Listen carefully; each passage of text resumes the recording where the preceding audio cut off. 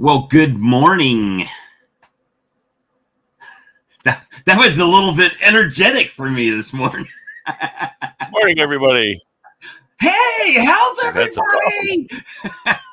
Well, Yay! I don't often drink coffee, but when I do, I use Manitoba's most delicious creamed honey to Oh, sweeten thanks, buddy. So, I'll tell you what. I had to make coffee. I had to make coffee this morning. My wife has demolished Manitoba's most delicious creamed honey since I've gotten home. I mean, we tested it, tasted it, so it was like a spoon, right, in Canada. However, it's literally less than half a jar. When I got my spoonful, it was like hitting the bottom of the glass. That was crazy. So, you brought up a great point to me about the Swarm Rustler competition, right? The swarm catch competition. So, a couple clarification issues this morning.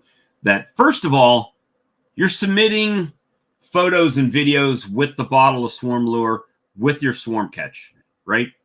First thing. So just know those are going to be used in social media and on YouTube as far as promotion.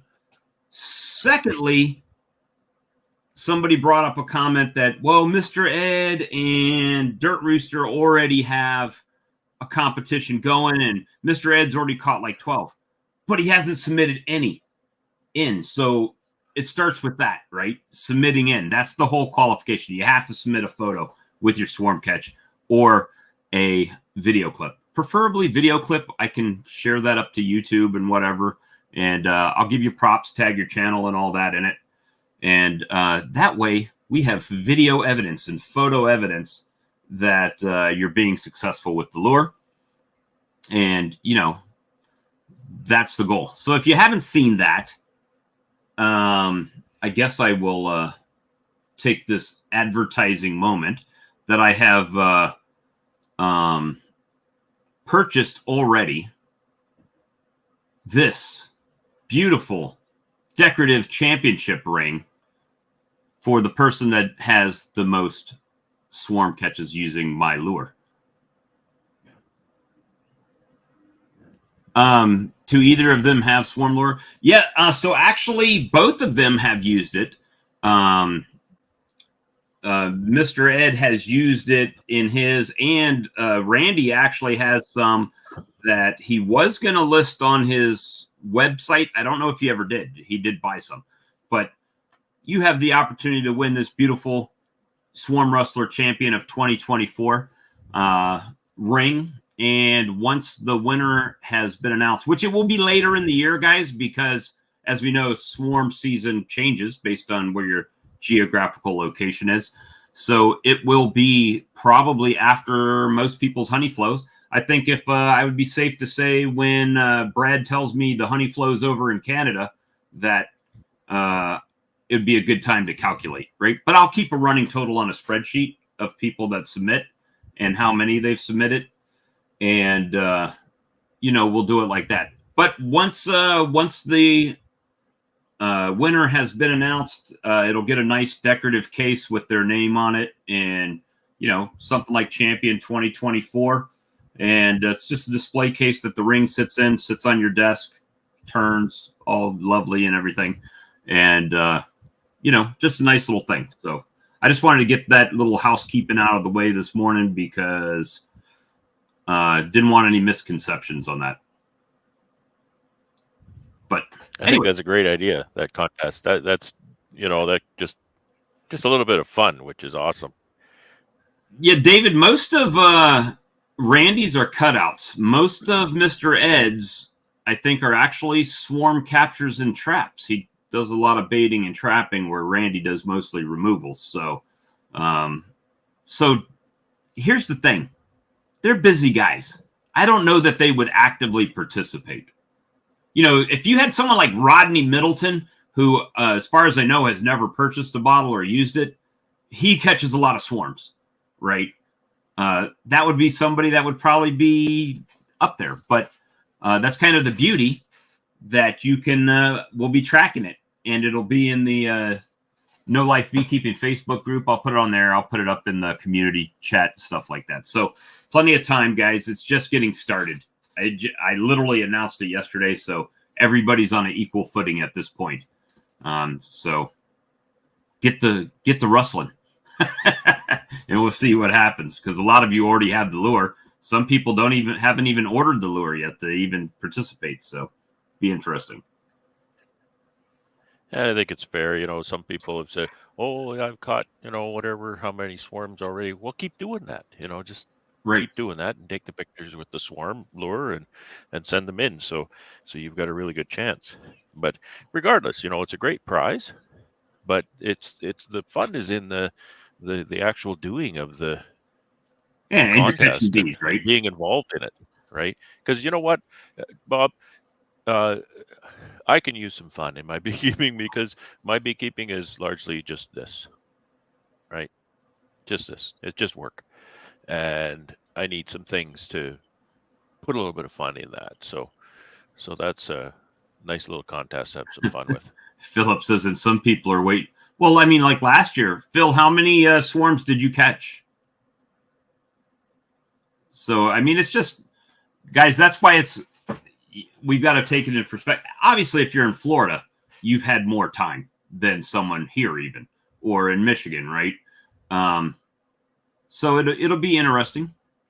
Yeah, a new foot of snow. Well, hey, that's why it's going to last for several months, guys.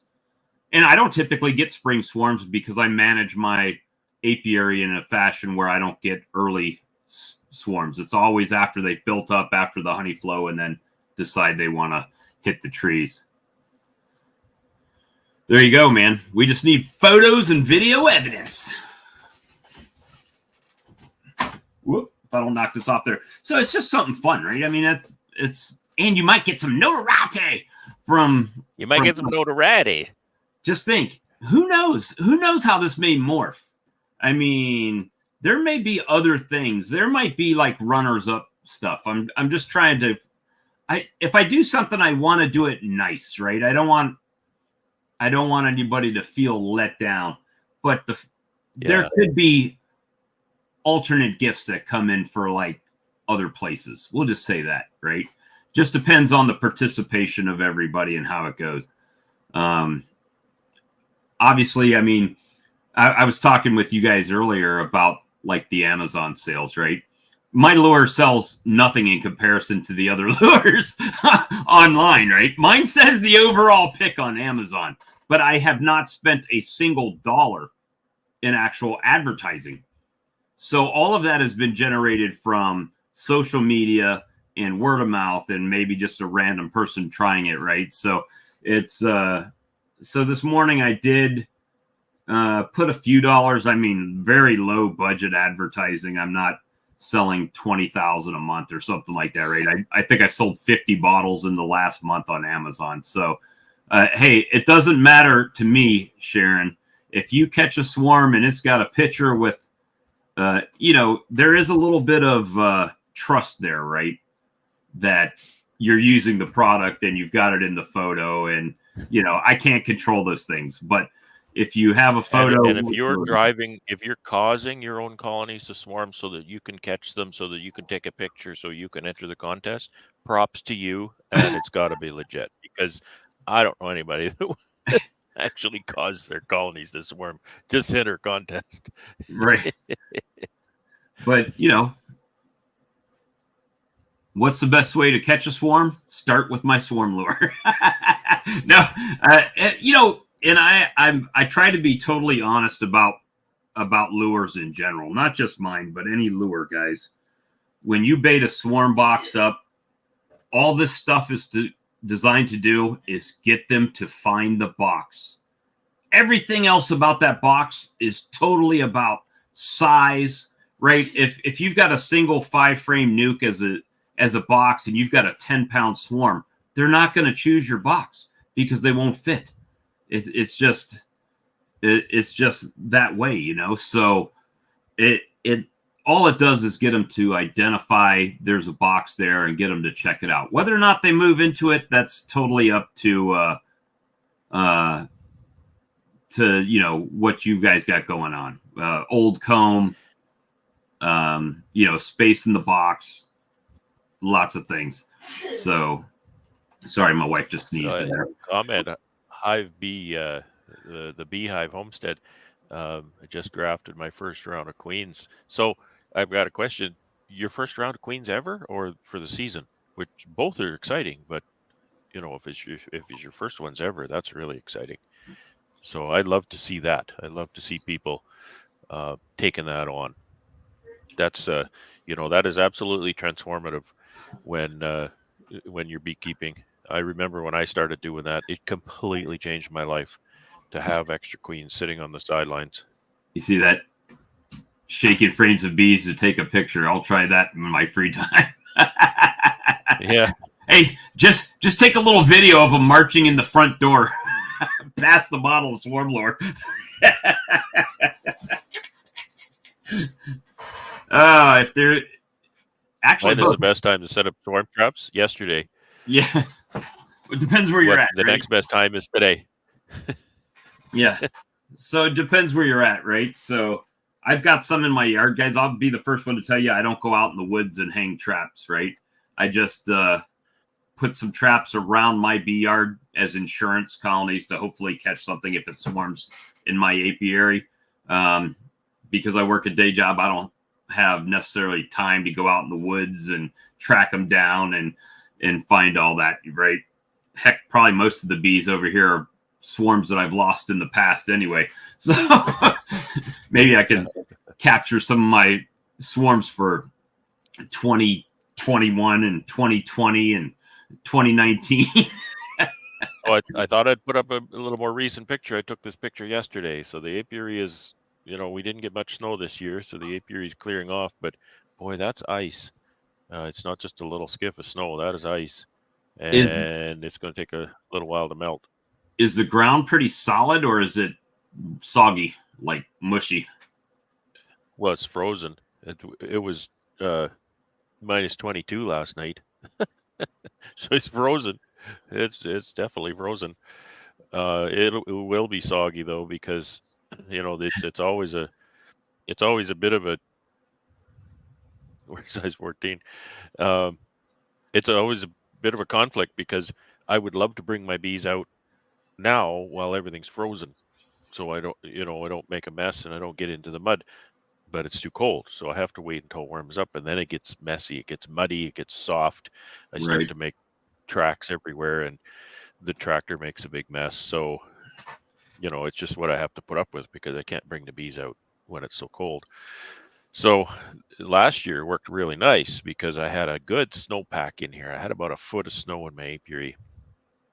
And what I did, because of my little tractor, is, I have my snowblower on it, and I would bring out a load of bees on the tractor, and I turn around and go and make a line in the snow, clear the snow right off of the ground right then and there, and start setting bees down, so the ground didn't get a chance to thaw out while I was driving on it. So it worked out really nicely last year. But out of 9 years I've done this, that was the only year it's happened like that. Brad, yesterday you made mention of a folklore lure. Any chance you can elaborate on that story? Folklore lure? Well, all I'm referring to is something that is used because people say it works, right?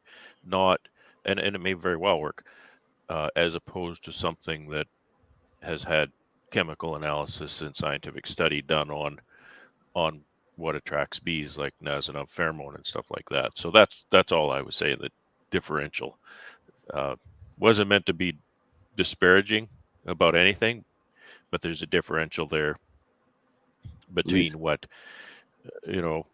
we've always used, kind of thing. You hear people talk about what people use all the time, and those things may very well work. But I was making a differential that there's some things that are derived from scientific chemical analysis and whatnot. So speaking of that, that's the difference. I know a lot of people were talking about, in particular, we were talking about the Appy tablet, and people were wondering about studies with as far as mite effectiveness and we should say essential oils, right? So this was sent to me, and it is a scientific study based on essential oils and their effectiveness on Varroa control. So for you guys that are interested in scientific studies and like to read long documents based on scientific names and data, here's something for you guys. So this is not specifically Appy tablet related, but it does give you some guidelines on what's effective and what's not effective. And, so this should kind of, in my mind, it kind of validates Appy tablet because it does have a blend of essential oils in it, 17 essential oils and thymol, and not sure exactly the mixture or composition, but give you some data there to take a look at if you choose to. And it's got them all marked. A little note of housekeeping, Bob. That link, you could clean that up a little because you see in the middle there it says $FBCLID. That's a tag. You don't need that part. What that is, it's identifier. Every time you click that, Facebook counts that as a click. So really the right at the end of the 799 is really all you need. Okay, let me see if I can for that link, and then you don't get Facebook unearned credit for that. Okay, so use this link then. That should do it. Apologize, ladies and gentlemen. Oh, no apology necessary. And that, for everybody listening too, when you share those links, all of that, if there's a question mark and then Google does it too, GCLID, that's Google click link ID. You don't need that part. Just copy what's before that. So in my mind, when I started reading that, it really gave me some validity on, for me, the Appy tablet, because that's been the biggest point of contention with a lot of people. Is there any data? Yeah, there's data all over the place. You just got to find it, right? And if you scroll to the bottom, if you're really, really just that guy, Tom,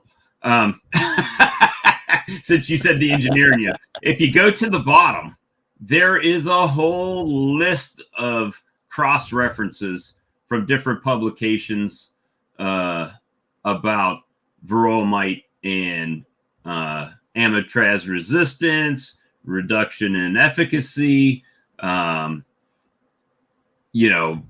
kinds of stuff. Keith Delaplane has an article that's cited. We looked in who else? Bon Christiani and our friend there. Oh gosh, now she's our friend, but I can't remember her name. What was her name? She was at the show. Underwood. Dr. Robin Underwood. There you go. She was cited in there. But there's about, let me scroll down. 90 references, cross references that you can look at. So if there's any question, refer back there. Yeah, DC, you're right. People have been using essential oils for decades, but for some reason, this new generation of beekeeper has to have everything has to be documented and spelled out for them. And I think most people, if I were a betting man, most men won't read directions on a remote control, let alone a scientifically published paper. A scientific study, You can't get them to read the label, but you got to have the study in front of them.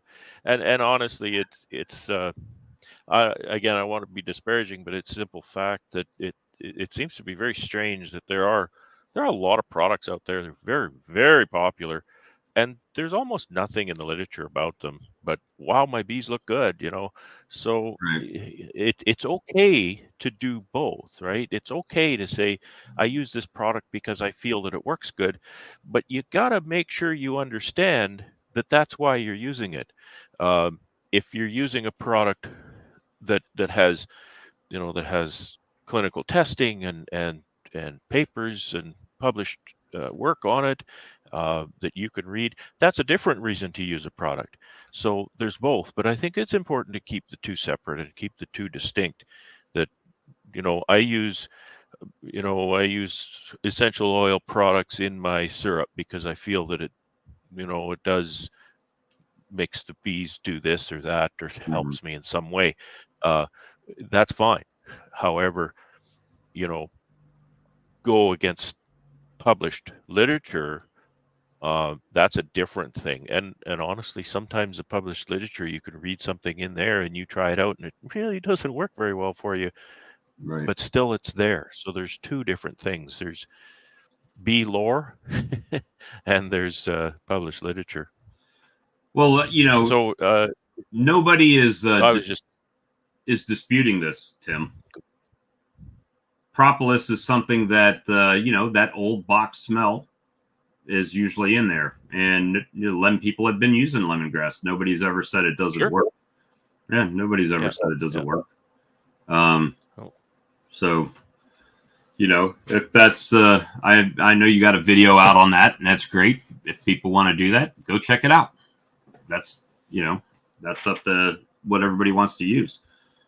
So Mark's been asking some questions about how to start, and there's a lot of background needed to be helpful in that. How to expand and have more hives.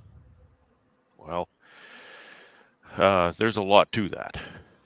Where are you located? Are you in an area that you can catch swarms? That's a good way. I'm not, so that's not a good way for me. How many do you have and how many do you want? How much space do you have? How many hours a day and days of the week do you have to spare? Do you have any nest egg funding that you want to put toward this? What do you have already? Are you set up for basic beekeeping? Smoker, hive tool, bee jacket, yada, yada, yada. Do you have an extractor? Do you have all of the basic tools? So there's all that. How many more hives? Well, more than 100 or more than 1,000 or more than 2? Because the answers are different. Right. The one piece of advice I will give in every situation is a piece of advice I was given by my mentor when I started, and he said, buy equipment, and in my case, you know, buy material to build equipment sometimes, but he said, buy equipment and build bees.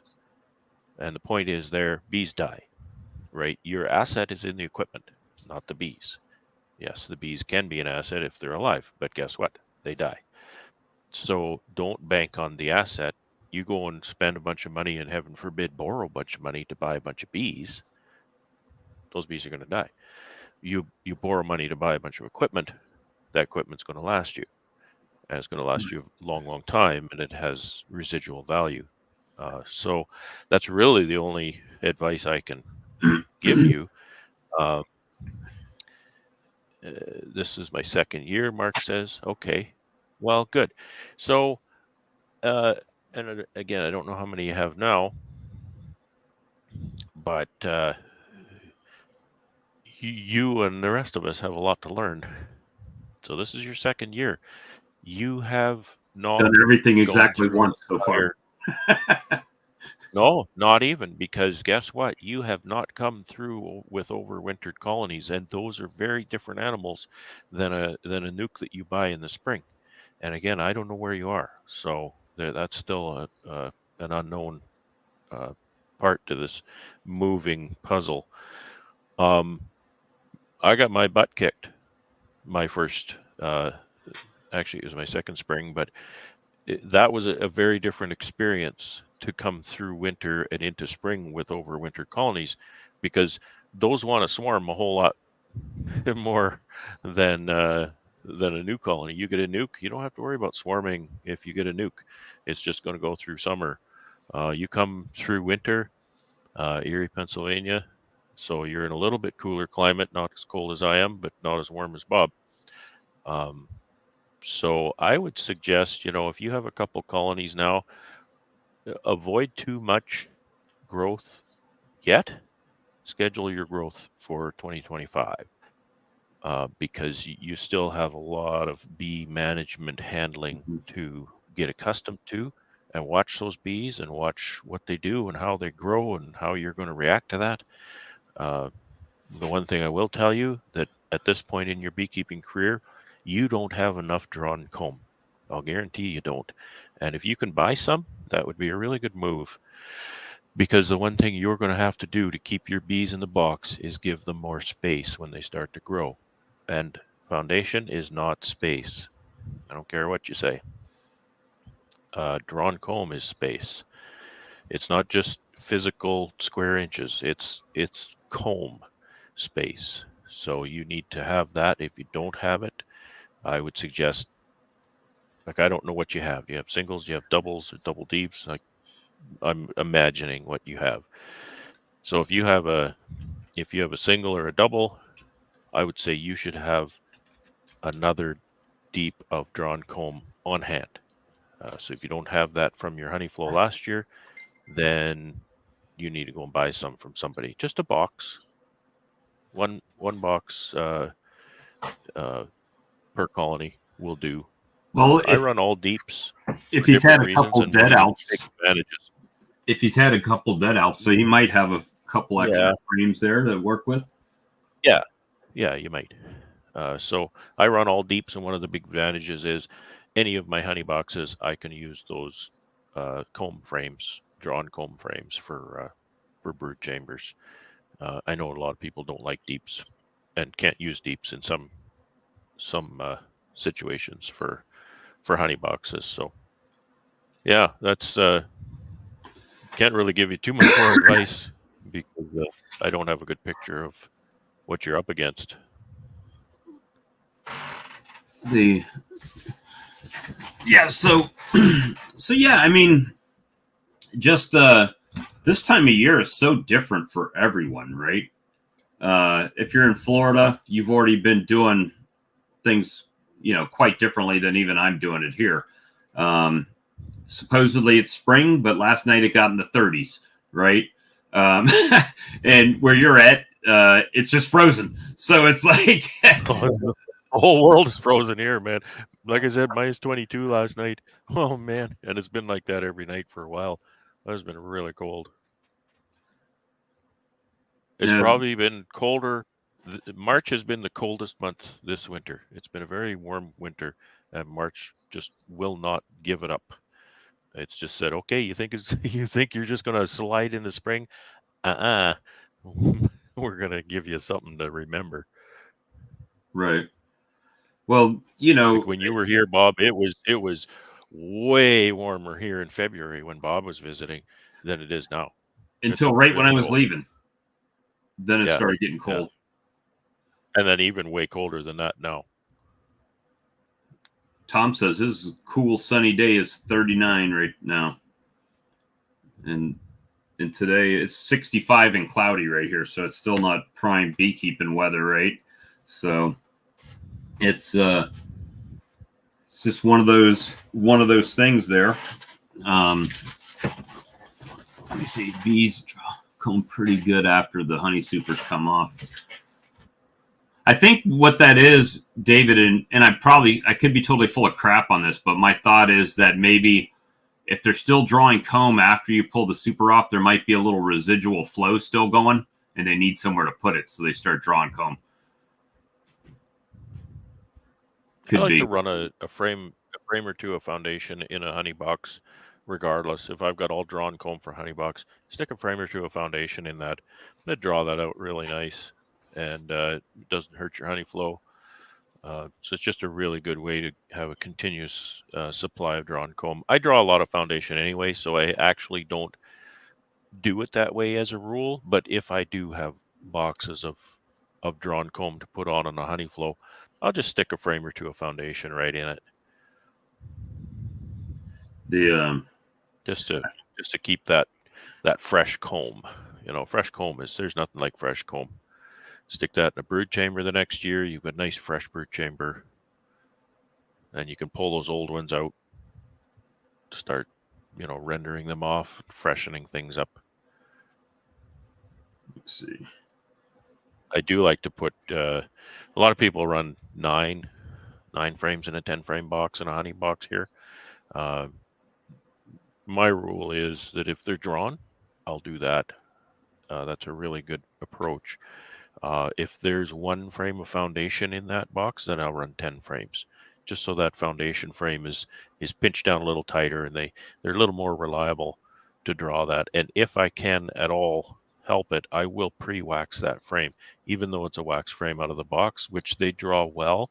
I will pre-wax that myself, and they'll draw that to the extent that they are able in about a day.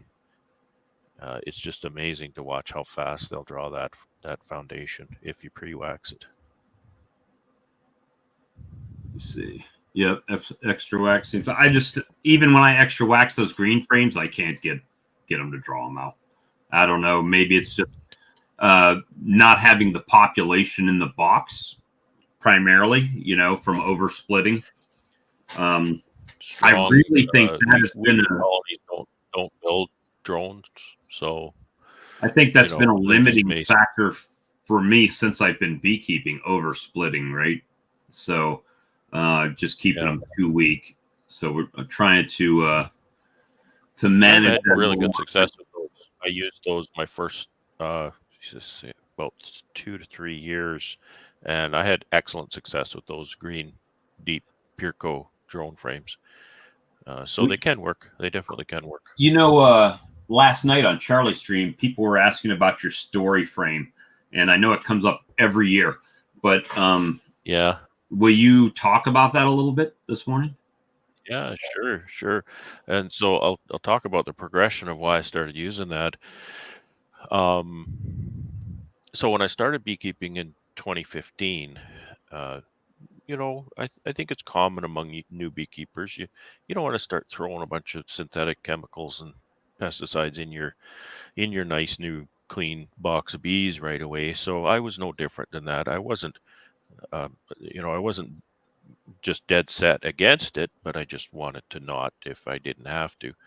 So one of the strategies I took up, part of my IPM, integrated pest management, to protect my bees from mites, was drone trapping, mite trapping, drone culling, whatever you might want to call that. So that's where you put in a frame that is a drone size cell. They draw that out, lay it with drones. Then you pull that frame out, you put it in the freezer, or you can scrape it off. But I just put it in the freezer, freeze it a couple days, and then next round go and put that back in. That's a lot of work because you need to do it every 21 days on a schedule.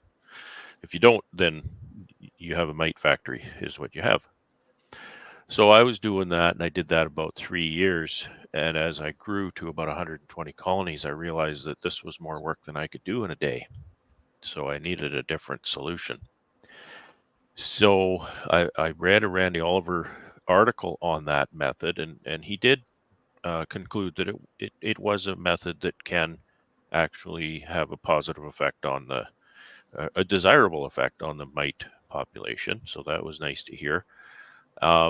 And he suggested some variations on how to do the drone frame.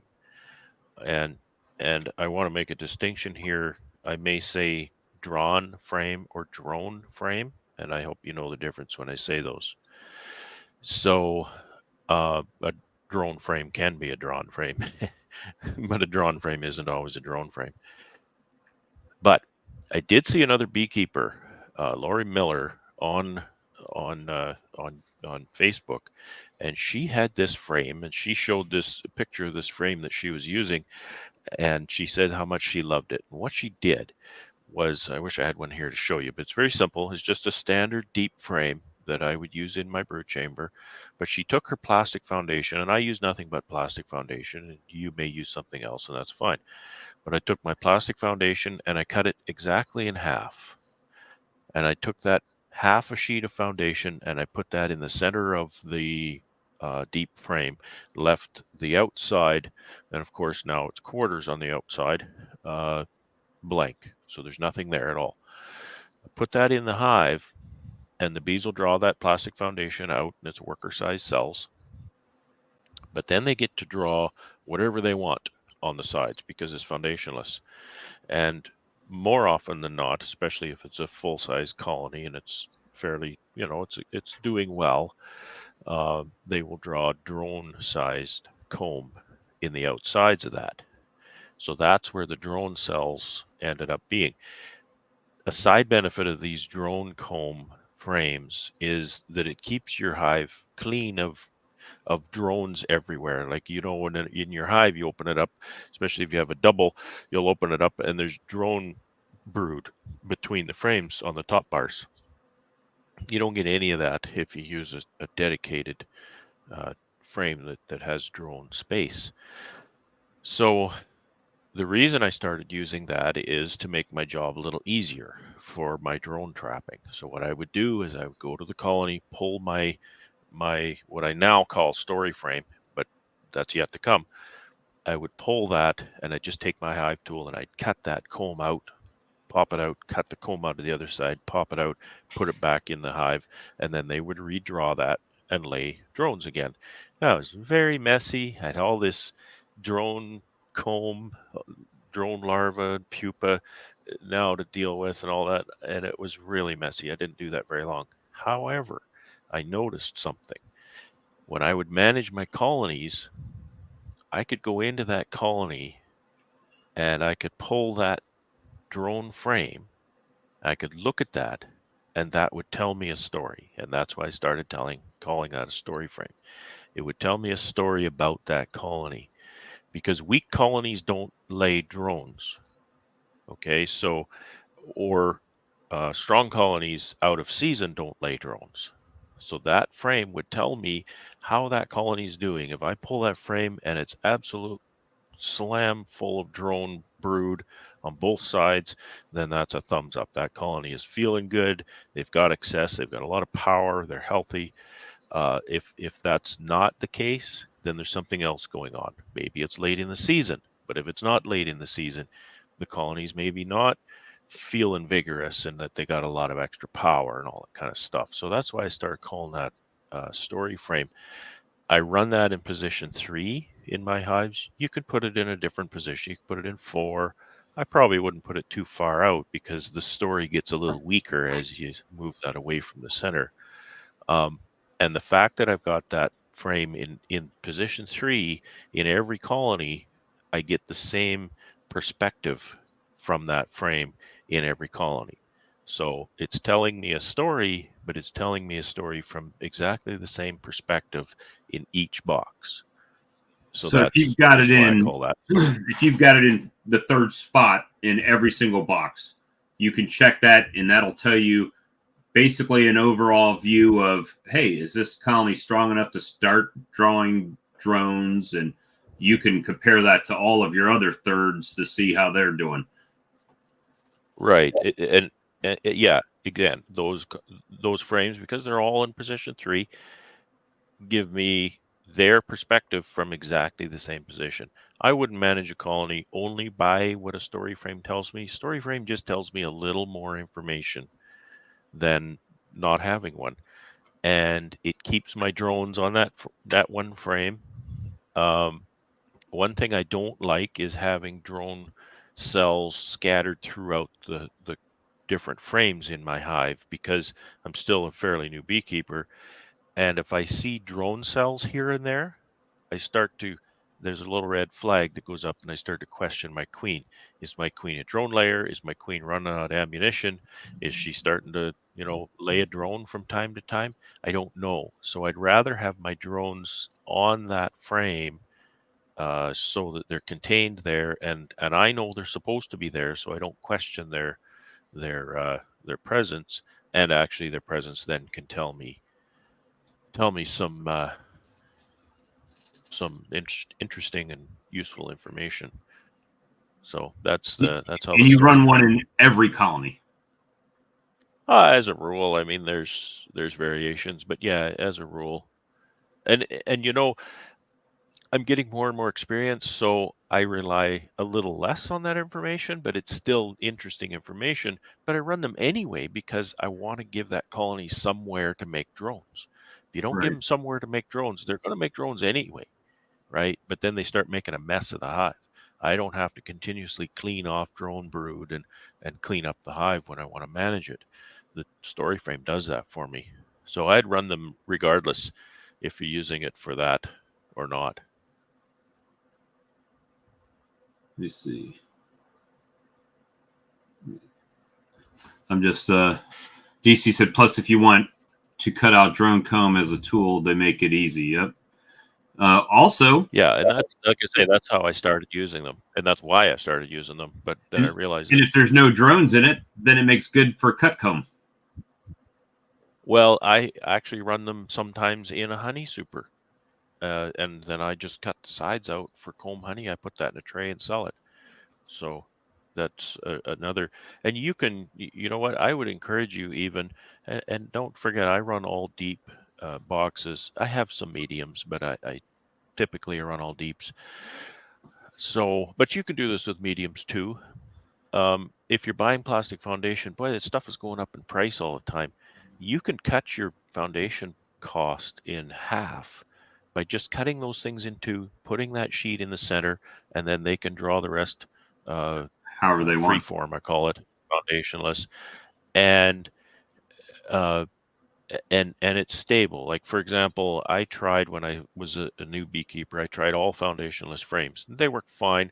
However, a deep foundationless frame, if you don't have good support in that frame, it'll collapse. And if you turn to look at it, yeah, be really careful. And I've even had them collapse in the hive because the wax is soft and whatnot. A medium, you're okay. They run foundationless okay, I've noticed. But you can run a half a sheet of deep foundation in the center in a honey box, and it gives it enough support. It doesn't collapse, in my experience. So you could cut your foundation costs in half by just cutting your foundation in half, put a half a sheet in there. Yeah, that's a blessing in itself, right? Because now, depending on how much you pay for foundation, I mean, you're spending half as much per frame, and cost savings is always something that that's beneficial to all of us, no matter what scale you are. Yeah, exactly. The only downside I see, because in my operation, like I say, I run all deeps, and if I'm going to take that frame now and put that in a brood chamber, well, now it's got no foundation on the sides, and maybe I want that to be worker brood, but the colony has a different idea. I don't necessarily want that. It'll still work just fine, but I'm just saying that's probably for me the only real downside there. Yeah, I need to up my StoryFrame game. I haven't run them, and I've had an issue with the green frames, right? So maybe that's a good alternative for me to do that. So, so I might have to start doing that. It would work even more economically with mediums. Yeah, I mean, typically the medium frames are definitely cost about the same as a deep frame. So sometimes more. Yeah, yeah. Because I mean, I have, what do I have? 5,000 frames or more. I think it also allows the bees to be more natural as far as their festooning and stuff to build comb. At least on the sides, right? So maybe it'll stimulate them a little bit more to get on those frames. Yeah. I don't know if there's any difference in the way they draw them out, but DC says he's running StoryFrame medium supers. It works just fine. Sometimes when they go on a honey super, they start to go a little bit crooked on the sides, but usually not a huge problem. Nature Sweet Bees, I think my problem is me. I mean, to be 100% honest, right? So, Well, own it. hey, I'll own my mistakes if I make them, or if I feel like If you I did. don't own it, you'll never change it. Yeah. So the biggest thing for me was, and I think I don't know if it's everywhere, but there's a lot of information out on the tube here that tell people split. You know, you want to grow, just split. Barnyard bees. Oh, you just need one frame, right? So you take this one single deep and you split it down 10 times, you know, to make splits, and then your bees are weak, and they will not draw that green frame out if they're not a strong colony. They're not going to mess with it. Or if they don't get Here's it an drawn out example. before you Here's throw an it. illustration of that, Bob. Just because you said that, I want to break in here with this illustration. I talked to a guy online one time. He said he runs nothing but foundationless deep frames in his brood chambers, and I said, wow, that's really great. You know, that's awesome. But I said, how do you keep them from just filling those frames up with drone brood? Because that's what they'll do. And his answer was so simple. It was simple genius. He said, well, it's easy. He said, I just draw all of my foundationless frames in nukes, because nukes don't build drone comb. Nukes only build worker comb because they're not strong enough. They're not to that stage where they're wanting to build drones to do the reproductive cycle. They're only building workers to build up, right? And that's a stage where they won't build. And so that might be kind of what you're up against with that. You've got to have a nice, robust colony so that they're really feeling it, and they really need to start making some of the fellas to pass those genes along. Yeah, that's interesting. I never thought of it that way. But you know, I'm hopefully, as I get further along my beekeeping journey, like we've talked about it this year, that heck, if you've been keeping bees 6 years, if this is your 6th year, you've only done everything 5 times, right? That's it. Yeah. 5 times. And so, can you really count the first year? Because really, the first year, did you really do anything? You put them in the box, right? This many for me. So that's the only 8 times I've done things. So it's not. So every year, you know, you think you're learning a little bit more, and sometimes, you know, like you don't pick things up till year 5, 6, 10, when, you know, whenever it happens to hit you. And that, Bob, is the magic of having this community we have off to the side here.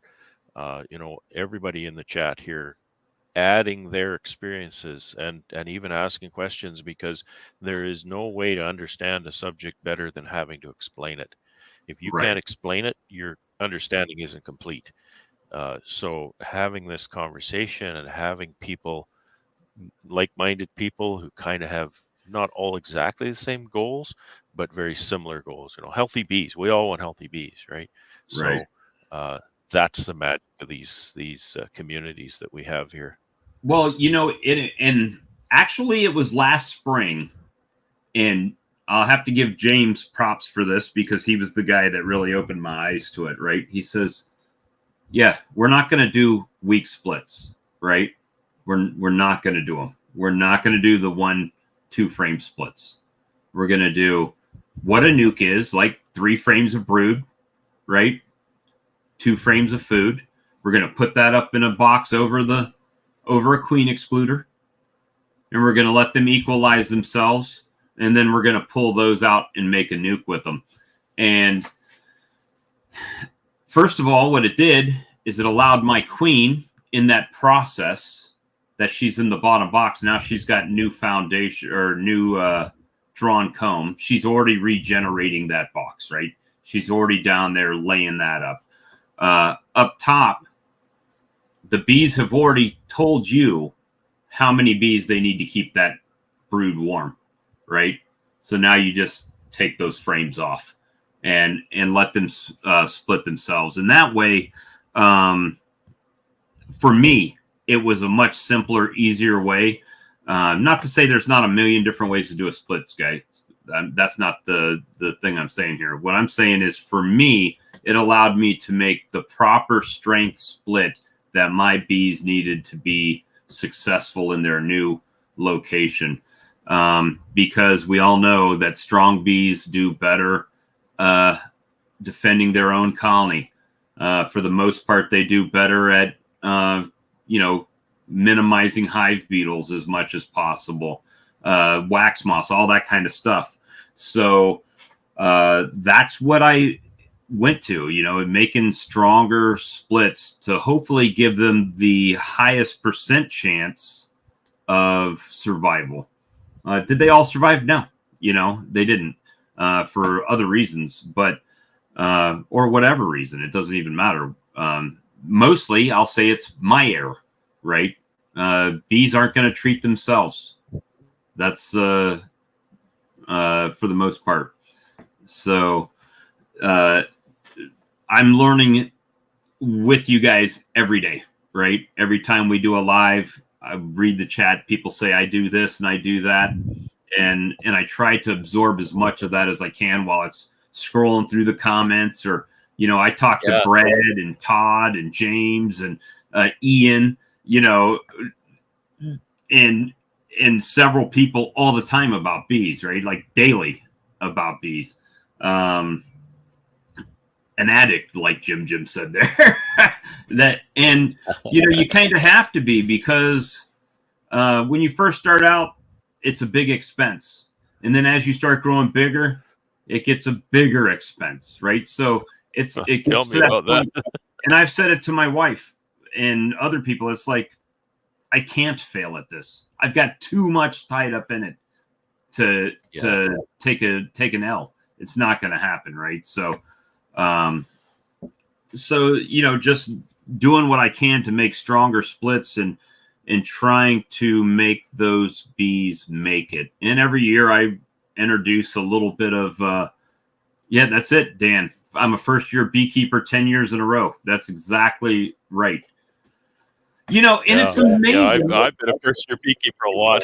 Just look at my apiary. But you don't think about it, right? So every year, it's a new, like, it's been 12 months since the last time you did that thing. Yeah. So every year you're having to refresh your memory.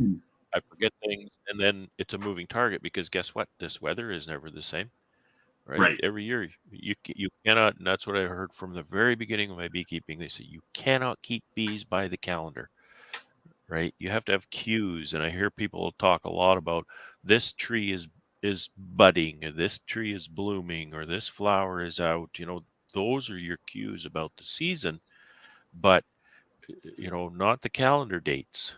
We talk about calendar dates a lot. Well, that's people made that up, not the weather. The weather is far more random than that.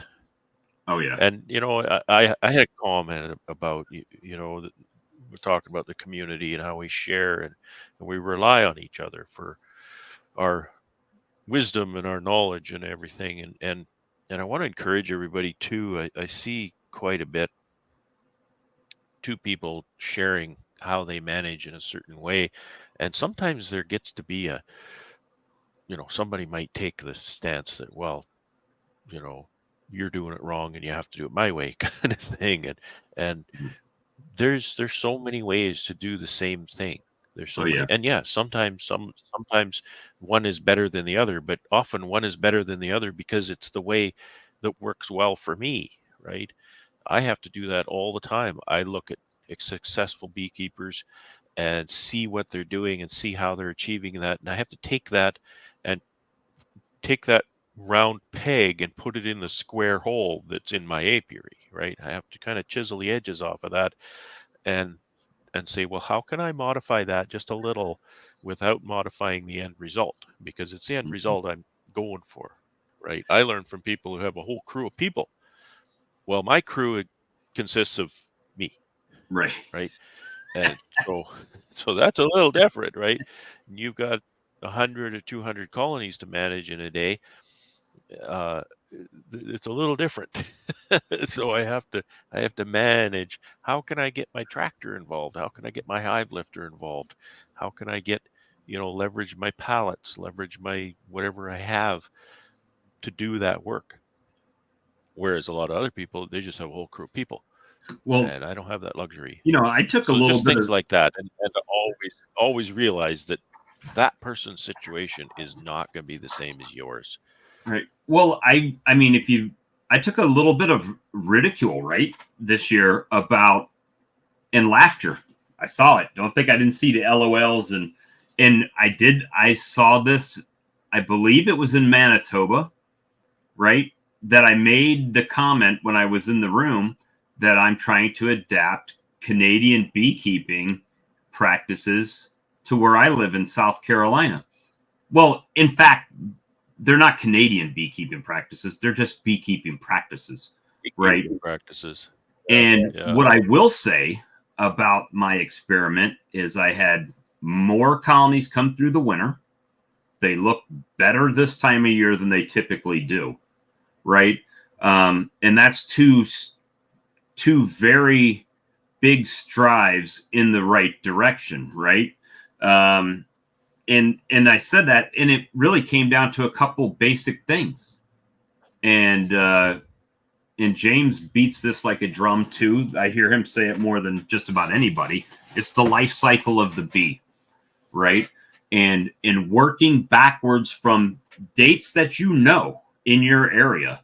If you know your honey flow starts April 1st, let's say, you need to start working backwards to where you need your bees to be at April 1st and working backwards, right? So people are laughing. Why are you feeding your bees in December? And why are you putting pollen patty on Christmas time? Well, because they need to be big enough at this time.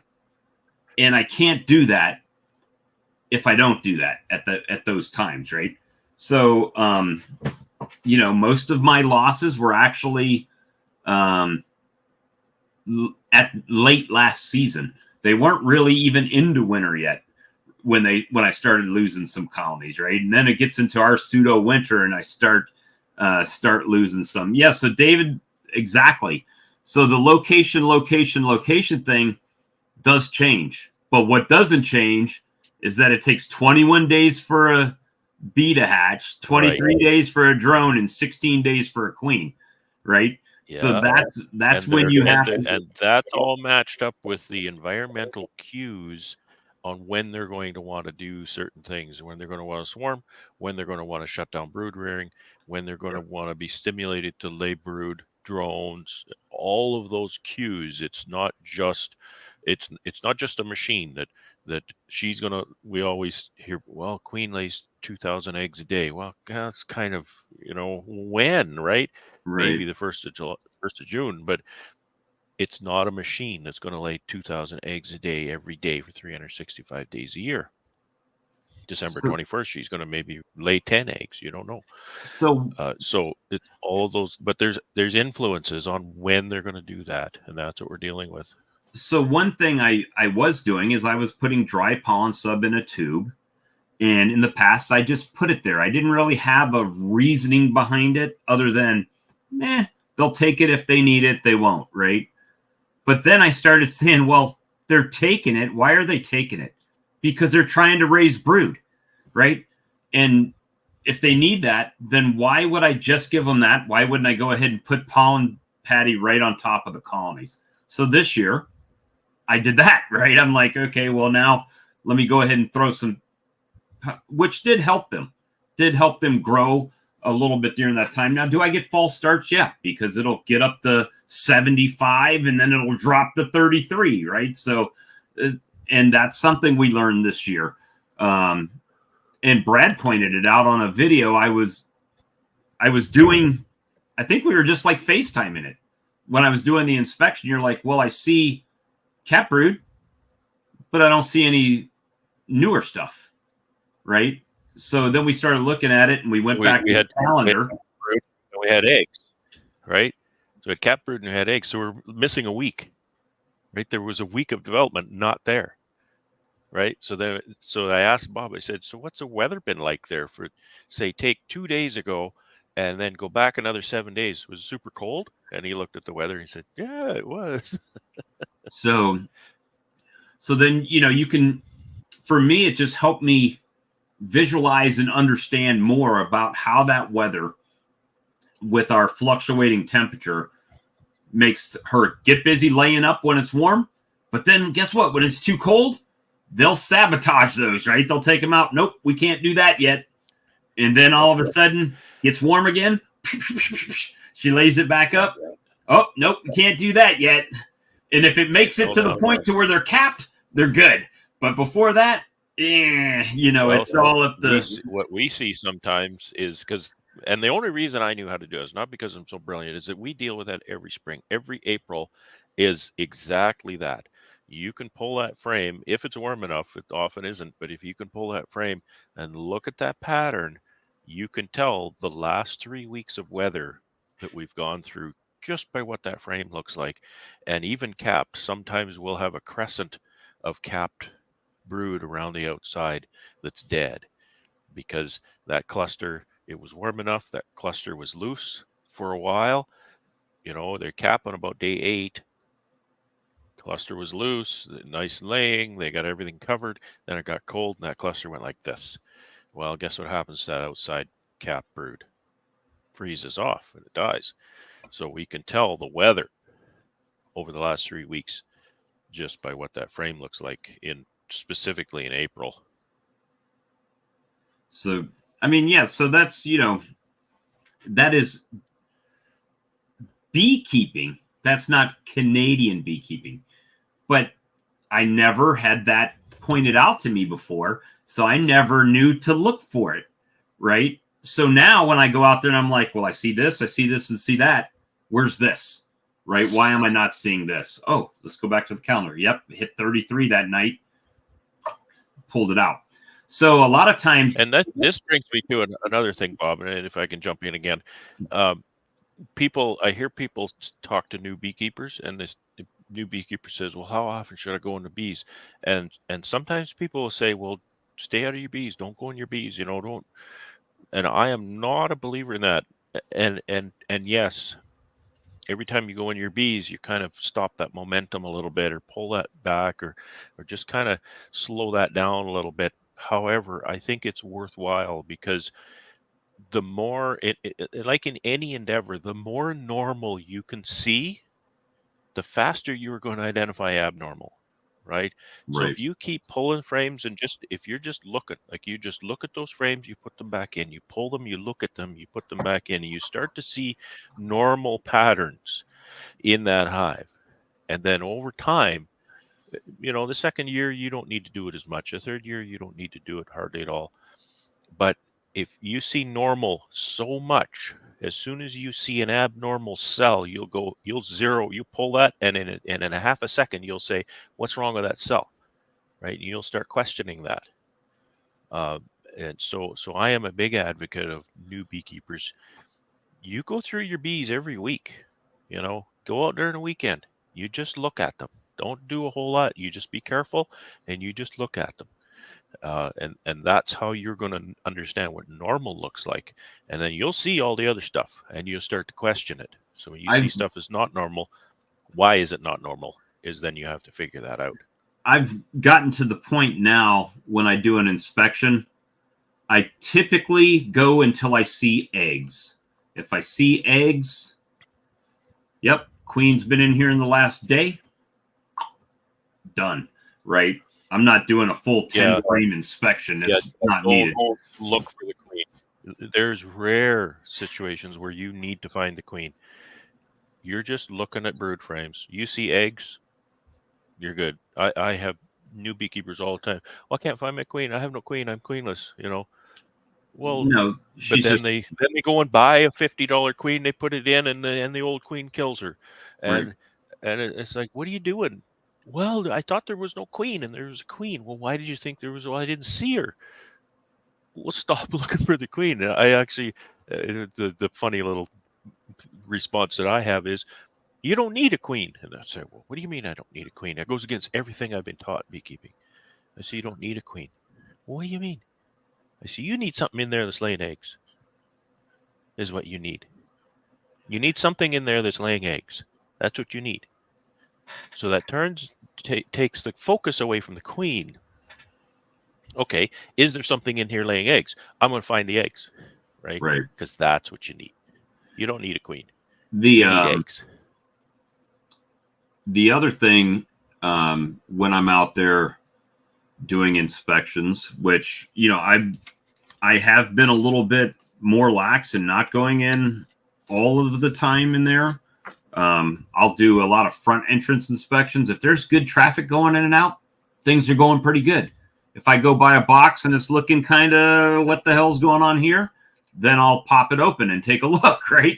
So I don't always have to. I can't walk through my apiary without doing front entrance inspections as I walk along. Like, I can't just walk through with impunity. It's always keeping an eye on those entrances. And it's kind of like, this one's got crazy traffic and this one's got nothing. You think, yep, if I have time, I'm going to crack that lid and see what's going on in there.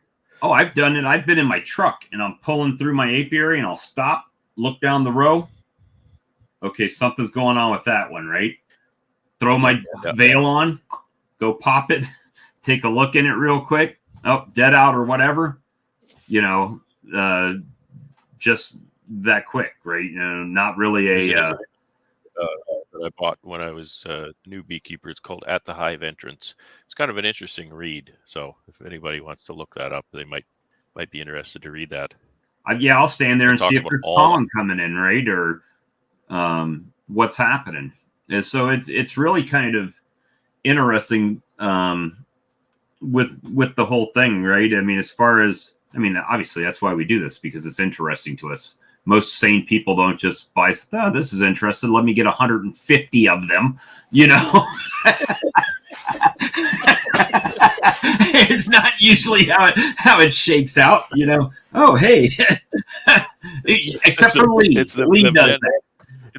It's the Venn diagram, right? You've got farmers, you have crazy people, and just at that intersection, that's where you have beekeepers. Right. So, of course, my Venn diagram is things I enjoy doing, things I'm good at, and things that make money, and they don't intersect. Never. Mine are just looks like a polka dot shirt. Yeah. But yeah, that's it's funny. I mean, we all really enjoy beekeeping. Just because I enjoy something doesn't necessarily make me good at it, right? So that's, well, I think the common thread among people who really truly love beekeeping are people who love a challenge, because it's a lifetime challenge. You meet beekeepers who've been doing it for 60 years and they are still challenged with it. They cannot master it. It's like a big chess game. It is a big chess game, and somebody keeps knocking over the pieces. But you're playing 150 boards at one time, and every game is different. Every game is different, and the boards are on fire, and Varroa mites are trying to eat the chess pieces, so half of them aren't even there.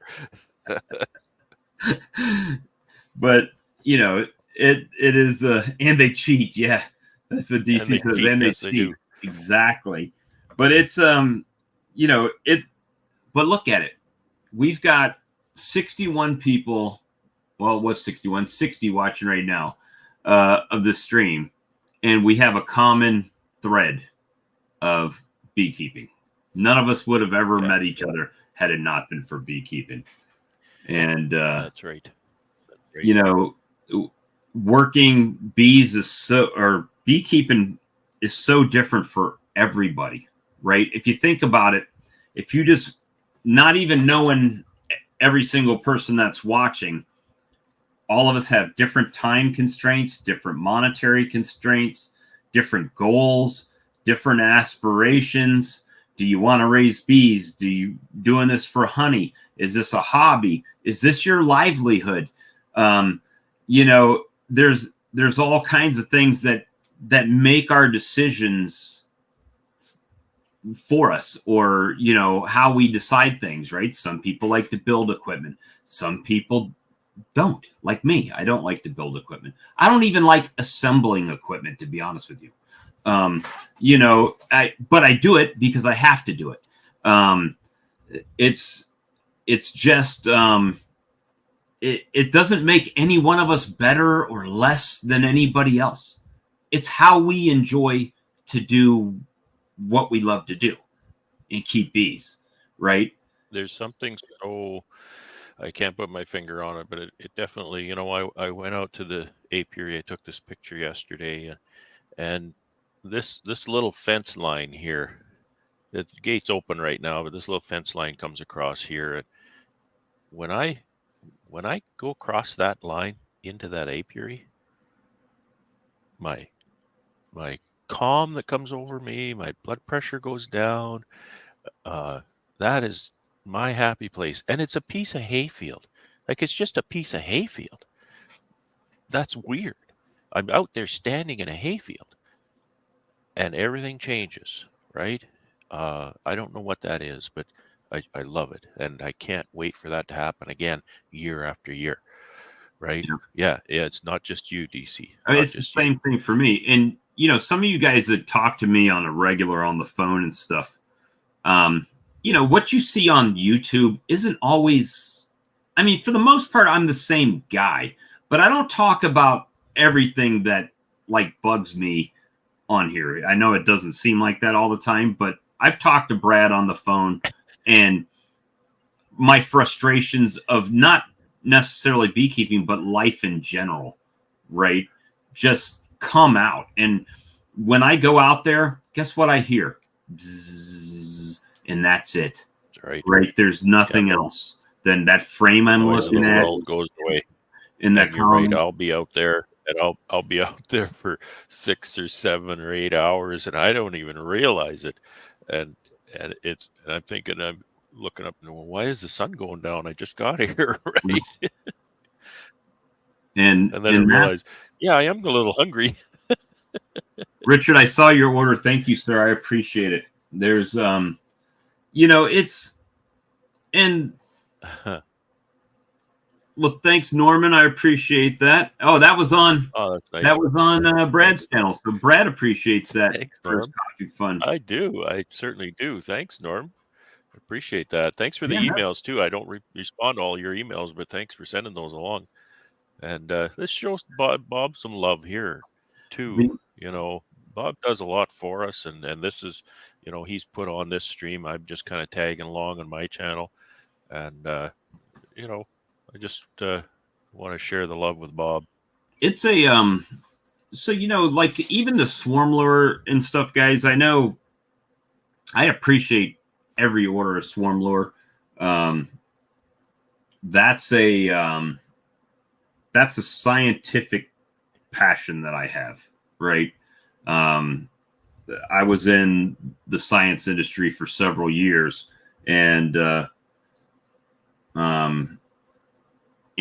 felt that it was affordable for small beekeeping supply stores to carry and hopefully help them profit, not necessarily the Manned Lakes of the world or myself, because it's not overly profitable for me, right? I mean, as far as doing that, it's just something I like to do. And I, so it's not it's not like I'm not Swarm Commander, guys. I don't sell thousands of bottles to every single store in existence and all of that. It's just me. I make it. I bottle it. My wife puts labels on it, right? Yeah, I'm a disabled veteran that used to work in pharmaceuticals. I mean, you get what you get, Yeah. So it's not like this. Oh, Bob's being rich off of swarm lure. If that were the case, I would not be working my day job killing bugs, right? That would not be happening. So it's let me see. It's a good thing YouTube know how to spell that word. Entrepreneurship, guys. Entrepreneurship. That's it. I just get passionate about things, and I like to share the things that I'm passionate about. And doesn't make anybody right or wrong. It is a bit Walter White-ish. I don't know if you've seen my beekeeping shirt that says "Beaking Bad" on it, but yes, sir, that's me. Go Navy. spent I've got 16 years of service. I spent time in the surface fleet and then went to the Seabees as a construction electrician. And then when I got out of that, I went into the Army National Guard as a communication specialist. So signal support specialist is what they called it back then. So done a little bit of all that. And, you know, beekeeping is my my release from. You've had so many different jobs, though, Bob. You should have been a Canadian. I should have been Canadian. That's it, man. If you, I know I poke fun at you guys, but you guys are like the multi. Look at Ian. Ian's a cattle farmer, a grain farmer, a bee farmer, a welder. I mean, you see him out there welding, right? Oh, we'll just cut this truck frame and stretch it, and then we're going to weld it back, and everything will be good. I'm going to just build a deck for my truck. And when he said that, I'm going to build a deck for my truck, I thought to myself, shouldn't you have somebody who knows what they're doing do that for you? Well, he did, because he knows what he's doing. Right. And then you look at like James. James is a commercial airline pilot. He's a manager at a plant. What else did he do? He was did he say was it electrician or a fabricator or engineer, something like that, right? Air handling HVAC thing. HVAC. So, I mean, multi-talented. Everybody that I've met up there. Brad has been a IT specialist, bus driver, bee farmer. Oh man! I mean, I've run camera in a television studio, limousine driver. I've driven school buses and tour buses, and I've driven some 18-wheeler a little bit. Farmer, I don't know, on and on and on. Teacher, I was a teacher for a while. So I've done that too. I've been a teacher. I actually taught at I'll say college level / university level in pharmaceutical studies. I taught sterile products and compounding, institutional pharmacy, and community pharmacy at a college level. I ran a nuclear cyclotron at Michigan State. Computer technology in a training college, what I was doing. So got a little bit of science there, a little bit of background, a little bit of know-how. And what do? I kill bugs, ladies and gentlemen. That's what we do. You kill bugs. You know what? Not only professionally, but evidently I do it as a hobby as well. Yeah. Intentionally as a job, unintentionally as a hobby. Yeah. And you know what? I'll share a little bit of something. Being a business owner, boy, the evil one whispers in your ear every day, right? All day long he'll whisper in your ear. And sometimes he tries to tell me that, yeah, you used to really be someone. You used to have $1 billion company sitting on your shoulders, in a high-paying IT job. And sometimes you listen for a few seconds, and I turn around and tell him, you know what? I own my own business, and it's successful. I can't keep up to it. It's so successful. So just don't be telling me that. And it doesn't matter if I'm putting syrup in a jar. It's not syrup, it's honey, but you know what I mean? It doesn't matter that I'm putting honey in a jar and putting a label on it. That's my job. But I own my own business. I run my own business. I make all of the business decisions from production to stocking the shelf at the store. That's no small thing. That's not for everybody. So, I just tell that guy whispering in my ear that you can go back where you came from, because I'm proud of what I do. Yeah, that I agree, Brian. Nothing better than being in control of your own day. Yeah, that's true. However, some days, not exactly control. Some days that customer is in control, right? For sure. But yeah, but with that being said, if you got up this morning and said, you know what, I just don't feel like making covers today, you don't have to make covers today.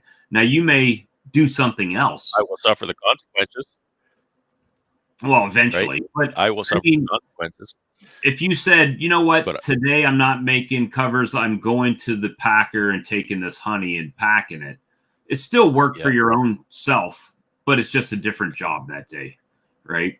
or Like if this I need a morning, mental health day and I need to go and do something else, it's nothing to do with my job. Darn it, I'm going to do it. I don't do that very often, and not often enough, but I will. I can, and well, that's the the freedom people talk about. but It's you're the never difference off the is clock. exactly never off the clock. So I got up this morning, probably 8 o'clock. By 8:15, I'm sitting my butt already in this chair, right? I took my medicines, and the first thing I start doing is looking at Amazon, figuring out, should I advertise? Should I not advertise? How much will it Doing some affect if marketing. trying to figure it out, because I don't have a plan, guys. When I started the lure, it over a year ago now, that it was just a hobby, a thing to do, right? It wasn't like I wasn't trying to be the biggest or swarm lure company out there or anything like that, and I'm not. I've been successful at not being that. So It's accomplished. but what I will say is, out of all of the companies on Amazon with the swarm lure, I was the overall pick for a swarm lure as of this morning that wasn't paying for advertising. Everybody else was outselling me, but they were paying for advertising. I wasn't. And Amazon had me as the overall pick, which basically means less returns, no shipping delays, everything going as Amazon plans, right? And better reviews reviews compared to sales. Yeah. So that's a lot to be said right there. So, That's something to really be proud of. and And that, those are the goals, and you do have to set goals. It's vital that you set goals because you don't know what to go toward. Here's an example.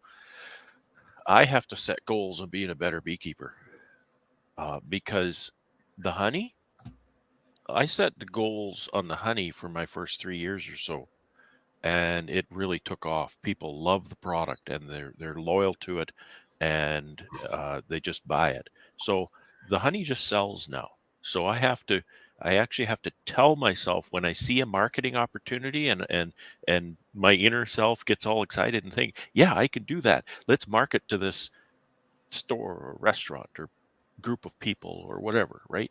And then, but my goals, when I kind of match that up against my goals, I think, no, you don't. You not only don't have to do that, you shouldn't, because your honey is selling and you want to be loyal to those customers who are loyal to you.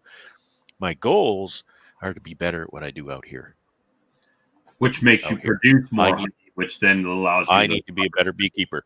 If I can produce more honey, then I can go and take advantage of some of those exciting opportunities in the marketing realm. But I need to be firm with myself and say, you stop that. You need to get better at this before you can do that. So that's a conditional thing. Okay, I'll get better at that, because I find the marketing part really exciting, right? It's very challenging, and you're dealing with people, and you're trying to, it's like you're not trying to outthink people, but you're still trying to figure out how people think and how they think regarding your product and just how your label looks and all that kind of stuff. So I find that very one exciting. of the things that really, you brought it to my attention, it was, I was sitting at Brad's kitchen table, and we were, I think, having coffee or something, sitting there, and you pulled out a thing of peanut butter. And nowhere on this peanut butter did it say peanut butter. Not a place on peanut butter. No. It just had a picture of a bear, and you, from seeing peanut butter, know it's peanut butter, but it doesn't say peanut butter anywhere on it. And it's a picture of a bear. Bears have nothing to do with peanuts. It's a picture of a bear. Well, bears eat nuts, I guess. But maybe it was honey peanut butter. That's branding. That is branding. That branding goes back probably No, it was in the grocery 60, store 80 peanut years. butter. Yeah, no, but I'm saying that brand goes back 60, 80 years. That Bear peanut butter combo, like that's branding. That is ingrained in our culture. And if I That's what that remember is. correctly, it was from Kraft. Kraft peanut butter, yeah. Which you don't And have we Kraft peanut butter in the we States. don't have Kraft peanut butter here that I've seen. Maybe some regions, But but you I knew haven't right seen. away it was peanut butter. Yeah, because it looks like peanut butter. It looks like a peanut butter container. It just doesn't say peanut butter anywhere. It's got a friggin' bear on No, it, it doesn't. and you know it's peanut butter. It's got a Bear and Kraft, and that's about it. But you want to know that when you put, like for me, when someone, if you didn't see the name, but you saw this guy, you want to know what that is, right? Oh, well, that's the lure I'm looking for. So, or that's the brand I'm looking for, right? Even if that bee was on my honey jar, that would be, oh, well, buy the one with the cowboy bee on it. Yeah. And that's cowboy honey. What honey? Oh, sure, hon. I'll take another cup of coffee. No, I don't think so. I hear you in there. You hear? She's listening. People look at my jar and they don't even know what my company name is. It's I want the one with the yellow label. Right. So that's my brand. The yellow label is my brand. And that's something when I started doing my honey that when it was with labeling specifically, and we've had this conversation before, but when it came to labeling, and see, she gave me crap and now she's getting me, what to do. I need some of Manitoba's most delicious honey in there. You can tell that you've had 1 cup too many. 1 cup is 1 cup too many. Really fast. But I don't do coffee. They're going to have to run this at 0.75 speed so they can understand what Bob's saying. But when I started doing my honey labels, are they special? I don't think they're particularly special, but what they are is different from the pre-bought labels that everybody buys from Man Lake and Daydant. And they're all, when you look at that, if you went to just go to not a honey show, but a convention, right? Or something, and they've got tables and people are selling their stuff there. And you can tell very quickly how many people are using the exact same label, the exact same template. I understand it's a bit easier, but you can go to. Sometimes if you're doing 50 bottles a year, then that's kind of what you're gonna do.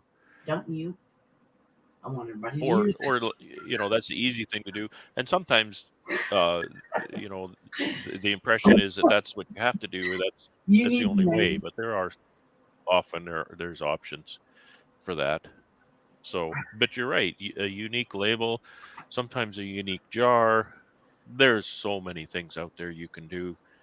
Some of them you can really kill yourself trying to do, like specialty jars. They can be expensive. They can be difficult to label. Right. My jar is just a straight cylinder jar. It could not be more boring. And my labels are basic. They're easy to apply. So it really works for me. So I don't think I would ever change that. But with that being said, when you were going through that process, you knew, I'm going to say, your own limitations, right? I know I'm not an artist. I'm not a designer. I'm not that creative, artsy, fartsy kind of person, right? So even as simple as this, I got someone else to do that, right? It wasn't expensive. Outsourced, man. And mine is outsourced. Like I did not do the graphic design on mine. I did not do that. I put out some basic ideas for my company logo, and then a buddy of mine ran with it. He actually offered me, he's a great graphic designer, and he said, "Hey, let's make a label, let's make a logo, let's make a label." And he did all that for me. And so I'm eternally grateful to him for that. So you guys are probably going to laugh I'm thrifty on some things, guys. I know you guys think that I'm just this wealthy guy that buys $4,000 uncappers and what you see on YouTube here, but I'm actually a pretty frugal guy when it comes to stuff. So even this little B guy, this was the second iteration of this guy, right? It cost me $75 on Fiverr for a guy to come up with this, right? I looked at his portfolio, some of his work, what I wanted to have done. I paid him $75, and that's $75. I don't know what the limit is with this guy, right? With the B, I don't know where that can go. But for $75, it's worth the gamble. If it turns into, one day being the biggest swarm lure or the guy that's on my honey jar, it was more than worth $75, right? To some guy in Sri Lanka, I think he was, that did it. But you know what? That guy, that $75 to him is a wealth of money. It becomes a high priority for him to get your stuff done fast and let you get the revision back that you want to see. Then they change it and send it back to you. They give you all the formats, for $75. And that's the thing. So that's where that kind of thing comes from. Look, he's not only on that bottle, but now he's on my other bottle I'm actually changing these bottles because of that thing right there. But the Honey Rustler, same guy, right? Now it's a brand line. You named this video Bob on Coffee. This is a live stream. So did you what do you have there? This is Bob, Manitoba's most delicious creamed honey inside of Donut Shop coffee out of the Keurig with a little bit of 2% milk in it. No. Oh, you put French. If you put French vanilla creamer in here, it's gonna be cream. I got cream in there. Oh, real cream. Yeah. So, wow. Hold on to your diapies, babies. Here it comes. So I took a little branding workshop a few years ago, and it was pretty interesting. I remember a couple of really good points that they made in that workshop, and they started out by asking us who are we marketing to, and the rule is that if you're marketing to everyone, you're marketing to no one, right? So you need to find your customer. You need to find them by age demographics or income demographics or activities. If you're selling hiking boots, your customer is a person who's active in the outdoors, right? Not a guy like me. You're not focusing on couch potatoes or something, right? So that's the first thing. And then as far as your branding goes, your logo is not your brand. Your brand is things like the colors that you have here, right? You think of big brands like John Deere, right? You think about John Deere. Those color combinations, that green and that yellow, those are patented color combinations. It is illegal for you to use that exact color in any way because it's part of that brand. Your brand, you've got Premium Swarm Lure at the bottom here.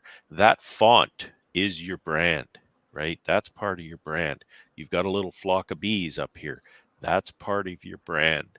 The little guy with the guns, that's part of your brand, but that's not your brand. That's part of it. The whole collection of everything together is the brand. The peanut butter.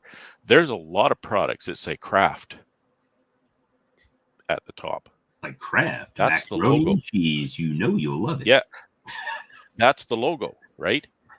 But it's not in and of itself the brand. How did you know that was peanut butter? It's because of everything else that's on that container. That's the brand. So those are and it's not very well defined, but you get to create your brand and the feeling of how your product looks. And your apiary is not your brand necessarily. No. It can be your company name. And this is the example that she gave, and I fell into this example perfectly with what I did.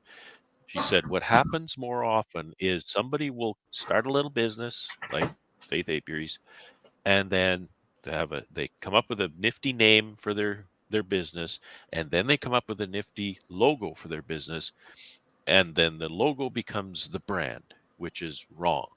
Your logo can be part of the brand, but you need to have a brand that's not your logo.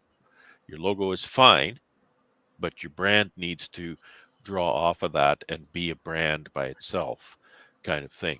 And so that's the don't leverage your clever name for your apiary too much, because that doesn't mean anything to anybody. And I'll be honest with you, if it takes you more than 1.5 seconds to explain your company name to somebody, nobody gets it, right? And nobody cares to get it, because they don't want to why would they want to think about what your company name means? A lot of people don't get my company name. They think my wife's name is Faith. That's what they think, right? That's fine. I don't care. That's just what I call it. I call it that so that that's what I think of when I think of my company. That's what I think of, and that's done that for me. So I don't need to explain it to anybody. Some people ask, what does that mean?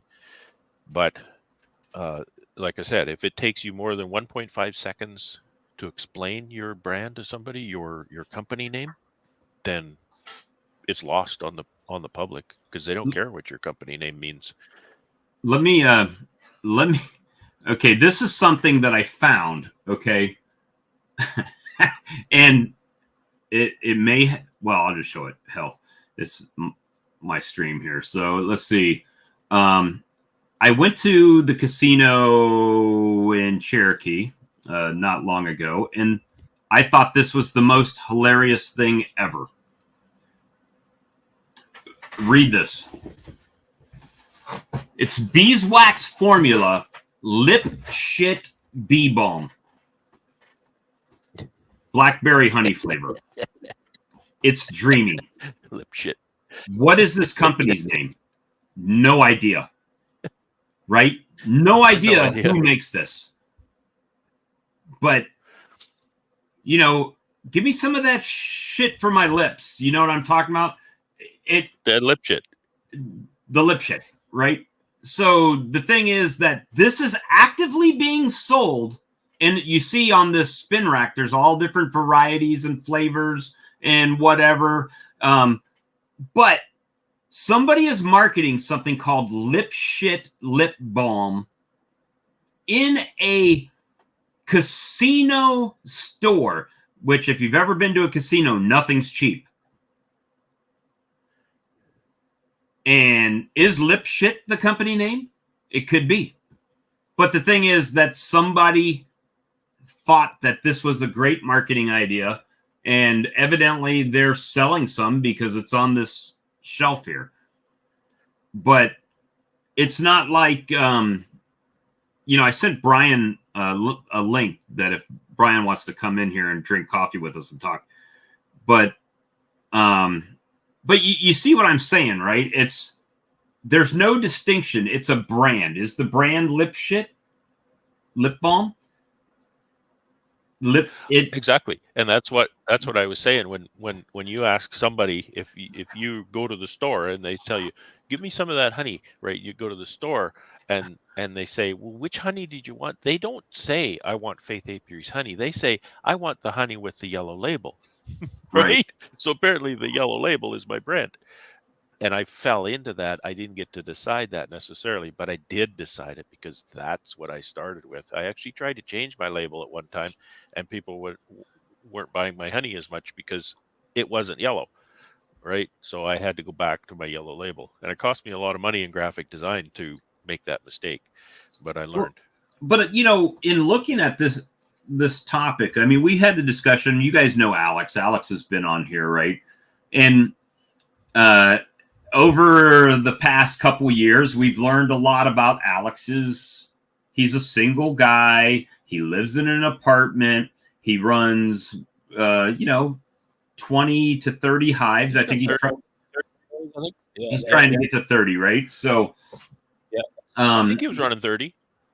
So, he made what 1,200 pounds of honey this last year in his growth year. Not for me, that would have been terrific, right? For what I've got.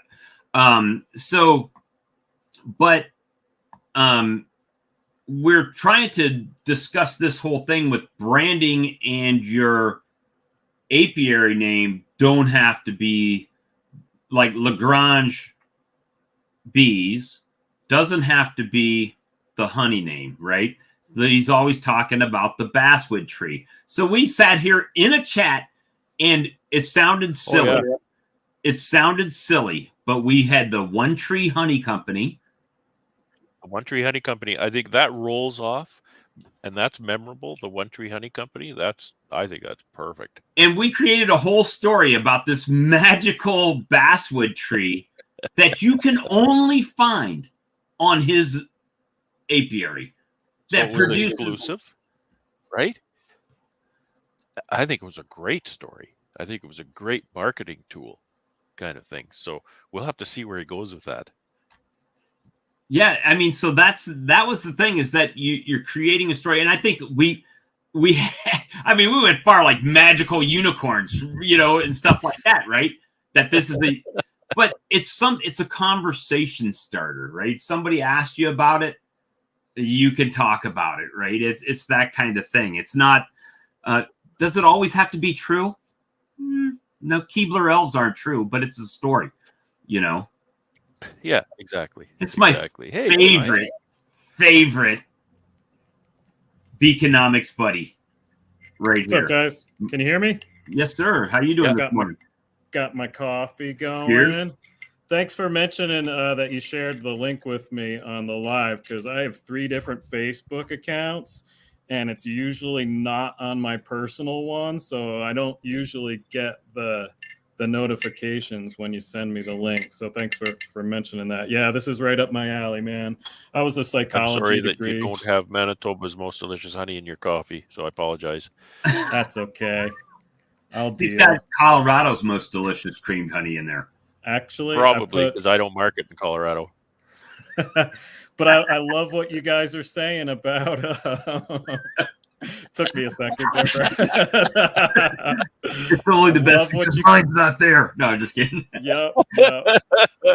But I love what you're talking about as far as marketing and branding. I was a psychology major. I have an undergrad degree in psychology, and man, so much of it is how you think about it. Like, I know I've told this story before, but I've spent hours in stores looking at shelves full of honey jars, and I've thought about the shape of the jars, the size of the jars, the color that people have chosen to use, the differentiation of color that people use to indicate visually different products. I think can be really important. It's it's hot, right? Yeah, well, just even color differentiation. Yes, color can have meaning, like you just mentioned, but even the simple act of using differentiation in color just separates things for your eyes to make it more recognizable. And I think this comes from my experience as an elementary teacher,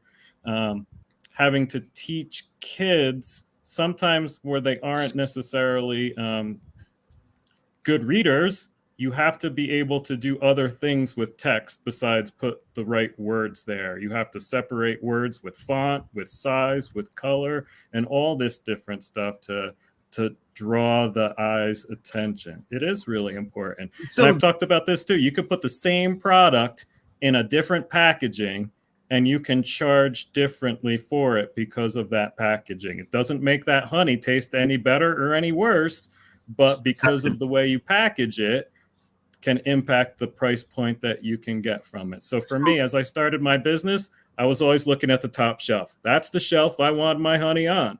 So how am I going to package my honey so it looks like it fits on that top shelf? So Brian, here's something that we Brad and I touched on a little bit. I want your perspective on this. Mm-hmm.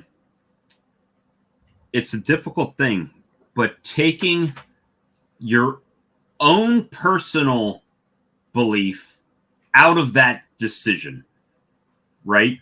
So stepping away from what you're trying to do and taking your own emotion, your own thought process, you really have to kind of do that when you're trying to market a product, right? Because you're not, it doesn't matter what it means to me. It matters what it means to them, right? Absolutely. What does it mean to them? It doesn't matter if trust me, and this was point in fact right here. Every beekeeper thinks their honey is the absolute best, right? Sam comes from down the road and says, "Oh, my honey's better." Is it though? I sell tons more honey than you do, right? I also produce more honey than you do. So that makes the difference, right? But yeah.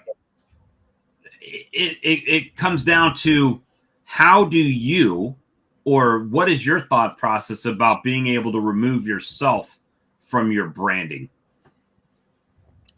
Yeah, like my logo is kind of girly, right? It's very feminine. It's got filigree in it. It's very floral, kind of. Not necessarily my style, but that's my target market. Like Brad was saying, That's if your you're customer. marketing to everybody, you're marketing to nobody. You're not going to be able to sell to everybody, and to expect that everybody's going to want your honey at your price point is unrealistic, and it's probably bad marketing. So one of the benefits, price is not marketing. We'll just take that right off the table. Well, I'm just saying, not exactly I'm marketing the cheapest price, right? I guess that is marketing. But if you're the cheapest honey, if you want to be the cheapest honey, if you are specifically the cheapest honey, you are targeting the person who wants the cheapest honey, right? I go for the other end. I want my honey to be the most expensive honey on the shelf because I want people to be curious and say, why is this honey more money than that honey? Maybe I'll try one. And then they see why it's different. Now, you got to live up to it. You can't just, you know, you can. It does kind of work, but you've got to really live up to that commitment to say, okay, I'm going to charge you more money, but you're going to like it and you're going to want to buy it at that price point because there is a difference. Well, I guess with that, and I'm not in stores, guys. I'm kind of in between Brian and well, not even in between. So I only sell to people that come to my house, right? That's it. I don't do markets. So Brian's like the next level up for me. And then Brad is in grocery stores and restaurants. And I think, Brian, you got some of that going on too, right? So no, I sell at a couple farmers markets, but nothing in a store. Okay. So with that being said, when people come up here, I already know I'm not the cheapest. I already know that I'm not giving them a discount, right? Multiple jars does not mean you're getting a discount here. It means thank you for buying more honey from me, right? Because I already know by the time honey flow comes again, or the crop comes again, that I'm not going to have last year's honey left. Or if I do, it's very little, which is kind of what I want to have happen. Self-rotating stock, right? Not a bunch sitting out there. So I don't want, better is subjective. I'm not trying to compete on price. If you want price, a mile down the street is a Food Lion grocery store. Go there. They'll have cheaper honey than mine. You know what I mean? You came here because you see that the bees are making the honey right here. I harvest it right here. It's my work and sweat equity that's being done right here. You're supporting a local business right here, right? So I try to put more value for me in that aspect of it than the cost, right? And I don't know if you guys have different opinions on that or how you look at it. I wanted to go back to something, Brad was talking about cheap and best. I don't know if this was something you said, Brad. It sounds like something you said. I know I picked it up on a stream, and I don't know who said it. The best is never cheapest, and the cheapest is never the best. Well, that's the triad, right? Good, better, fast, or good, cheap, fast. You can usually have two. You can never have three. Right. Good, Yeah. cheap, fast, and whatever you want. You can never have all three of those. And if somebody is selling you that you can have all three, they're lying to you. Fast, I don't know if fast has too much, I guess. Yeah, so that's the basic label design. The logo is the, you know, the part that's inside the hexagon. So that's kind of, and this is my buddy who did the initial graphic design. He is a really fantastic photographer, so I give him products and he takes some product pictures for me. So Very what I was going to say about, you know, how fast might come in is supply, right? Because if a product is plentiful, then we don't value it as much as if a product has a limited supply.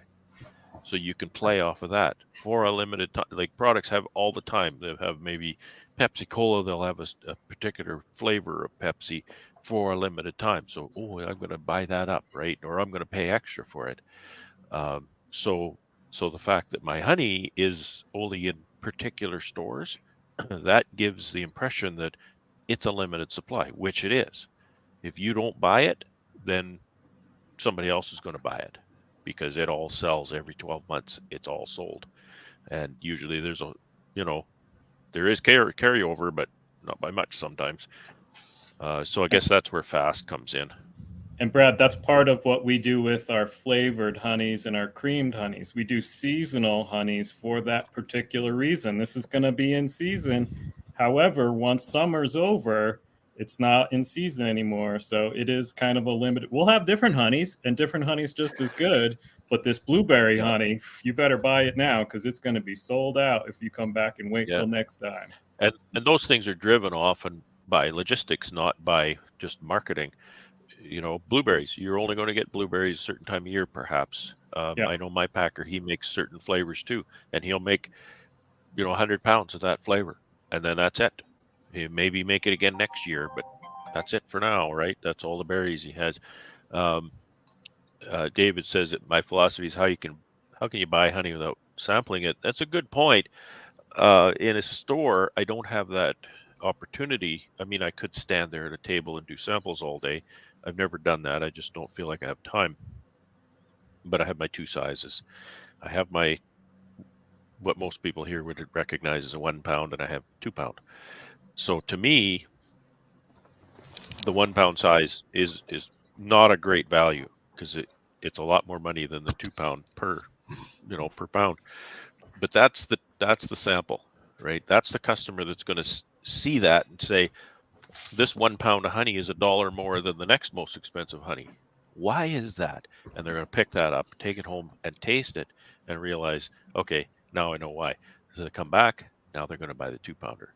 So the 1 pound is a sample, and the 2 pound is the customer. So that's kind of how I cover that in the store, at least in my head. You know, when we started looking at the market scene and trying to find our place in it, we got a little bit discouraged, because there's this one particular beekeeper who's I would say small scale commercial beekeeper that basically sends college kids to every single market in the area. And he's got a really good name brand. He's really well known. Like, if you ask a Colorado person, what are the best Colorado honeys out there, that's going to be one of the names that comes up on those people who are looking for honey's mind. But we quickly realized that we could compete with them very easily because of what we were offering. We're offering a very personalized service, a very personalized experience.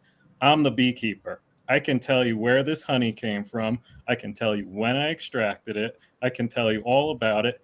I made that lotion bar 2 nights ago, so I can tell you exactly what went into it.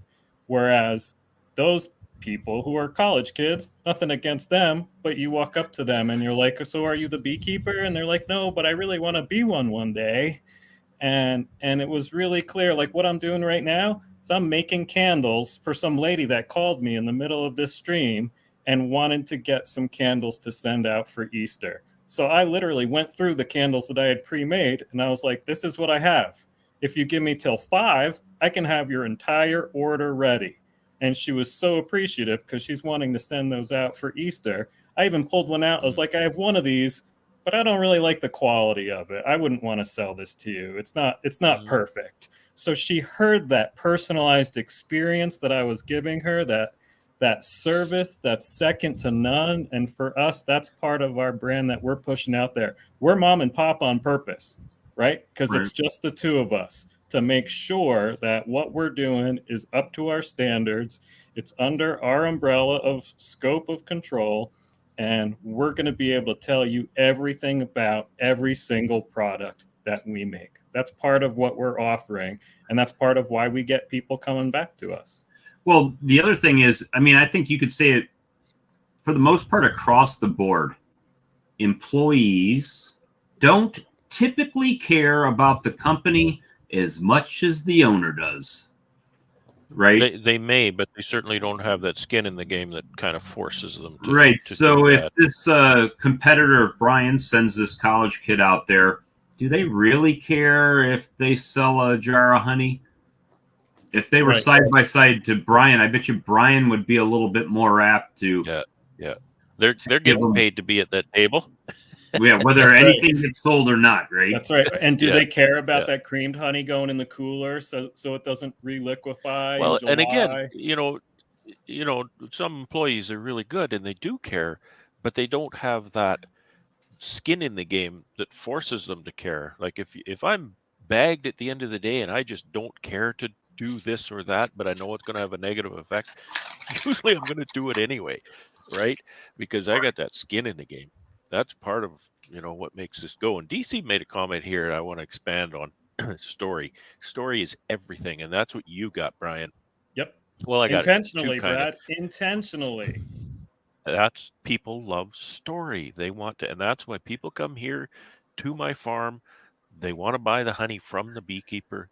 That's the story. I got a guy, somebody says, hey, this honey is good. Yeah, I buy it right from the beekeeper. I go to his yard. He shows me the bees when I go there, right? Yep. That's story. People love story. And I love offering that too, because I'm excited about it too. And if you're not excited about the story yourself, it'll show and it's just fake. So you got to be excited about your story. People will show up here in the rain, right? And guess what? I still walk out there while it's raining. You know what I mean? It's raining. How much honey would you like, sir or ma'am? Oh, I want 2 pints. Okay, great. I'll be right back. And I go grab them, bring them back to them, and, exchange money. Oh, hold on now. I got to go get your change, right? So I go back inside, get the change, come back out, and the whole side, they're sitting in their nice dry car, right? And when they're doing that, they're probably saying, you know what? This guy, he doesn't care. He comes out in the rain. He does whatever, right? Yeah. I obviously knowing what colonies are mad and hot make a difference. But if they have a, teenager or something that, oh, that's really cool. And I go over to a nuke and I pull out a frame of eggs, brood, larvae, some baby bees, right? And showing them that's the coolest thing they've ever seen in their life, and that's that memorable experience, right?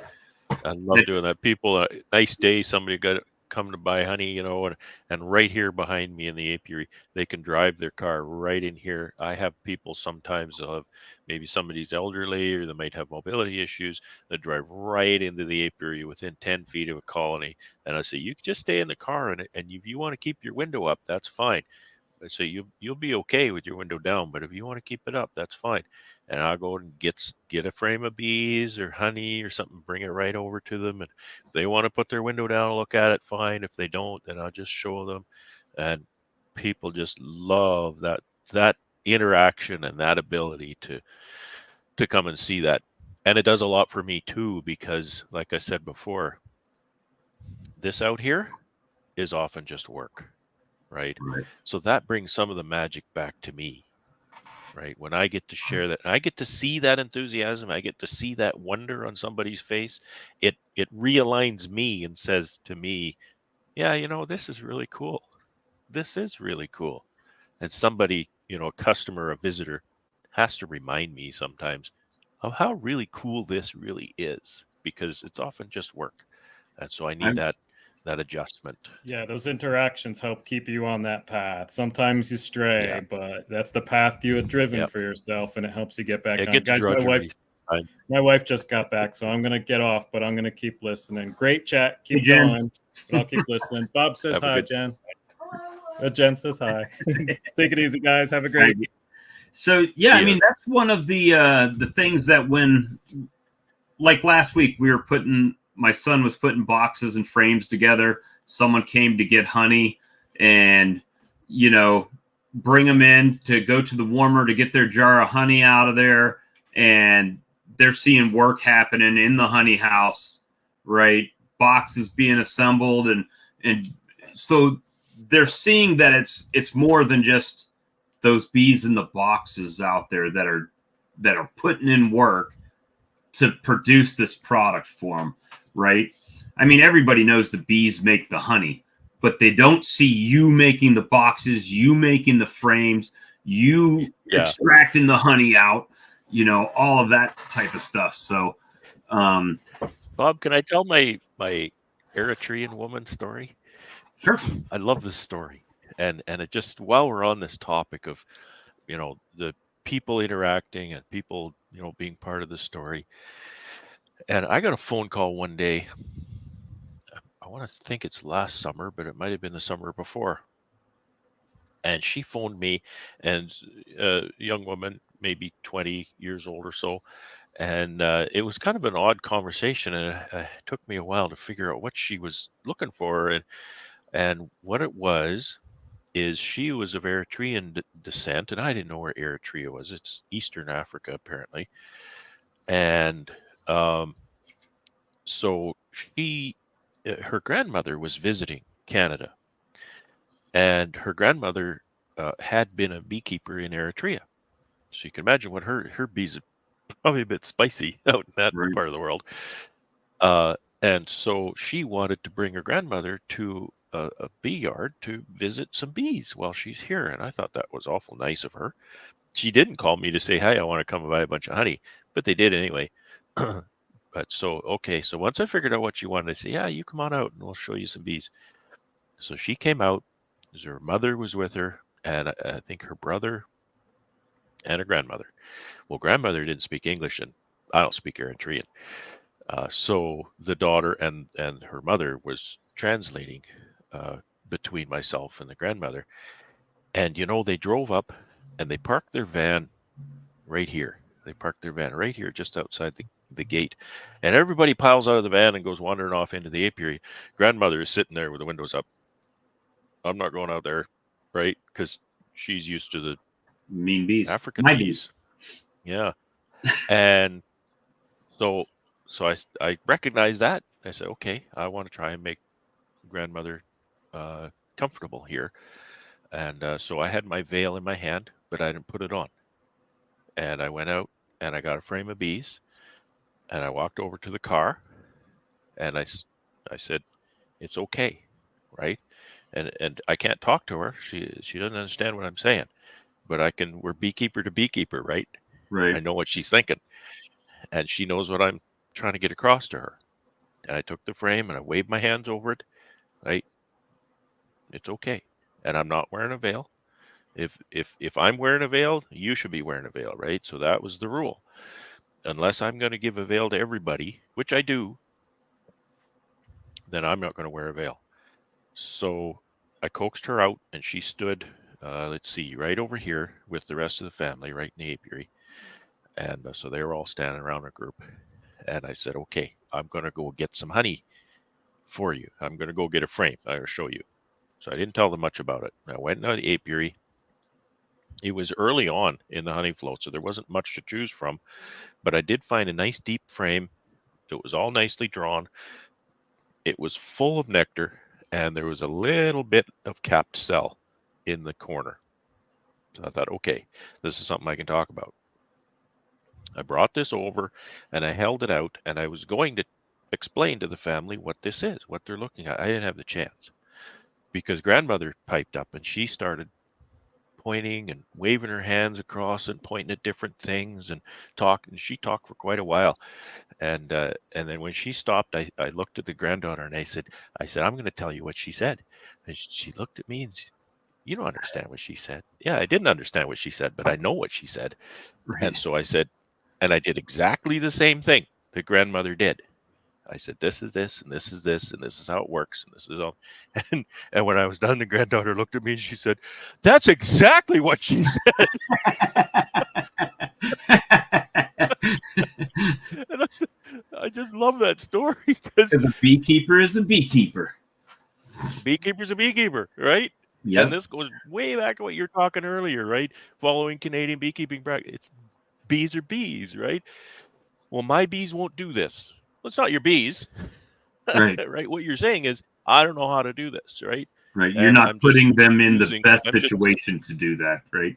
There's something going on or something different, but there's the excuse is never my bees won't, because your bees are the same as my bees, right? Right. My bees are the same as this woman in Eritrea. So that I will never forget that story. And it was so, their visit did more for me because I have story now, right? Right. I have story about how great it is to have customers and public, because they weren't even necessarily customers. They didn't come here to buy honey. They did, Right. but they didn't come here to buy honey. She wanted to come here to look at the bees. Is a field trip for Yeah, grandma. let's do that. Field trip for grandma, right? Right. And I'm probably 50 miles from where they were. Well, hell, you're So 50 miles from anybody, anywhere. Just about everywhere. Yeah, at least.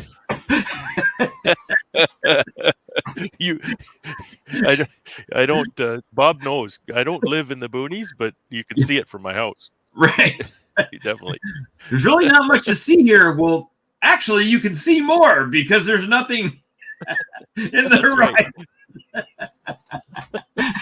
Nothing to see. You can see more. I mean, you look behind me. That's what there is to see. And I like it that way. It's a beautiful place up there. Hey, guys. Thank you. I'm glad. We've been going for 2 hours. I've done my second cup of coffee here. I've got another sip here. So cheers, Brad. Thanks for a wonderful chat. And thanks for guys, we appreciate all of you. So I thought we would take the 2 hours and 8 minutes and figure it was a good time to end it. And had a really good chat. And thanks for everybody for participating. I thought it was going to be a short live, Tom. There are no such things in our world. And Brian, thank you for stopping in. Wish you could have stayed longer, but guys, y'all have a great day. And, we'll have a great Saturday, great weekend. I know it's going to make sure you check out the vlog. Put the vlog up this morning, so have a look at that. I saw the vlog this morning. And it was only like 22 minutes today. Yeah, not very well. Milton Covers. It's like, how many times can you say, Milton Covers today? Right. You should do that. Day one of vlog. We're building covers today. It's Saturday. Building We're covers. Still building covers. Sunday, building covers. And you just get more haggard and ragged as you let your beard grow every day. Every day you let it grow so it looks. By the end of the week, you have a liquor bottle that's empty sitting on the side. You're giving it all away. I got to do that. Hey, Thomas, we got another cover. They get a little crooked. But it's okay. All right, guys. Y'all have a good day, and we'll see you on the next stream. Thank you. Have a good day, everybody.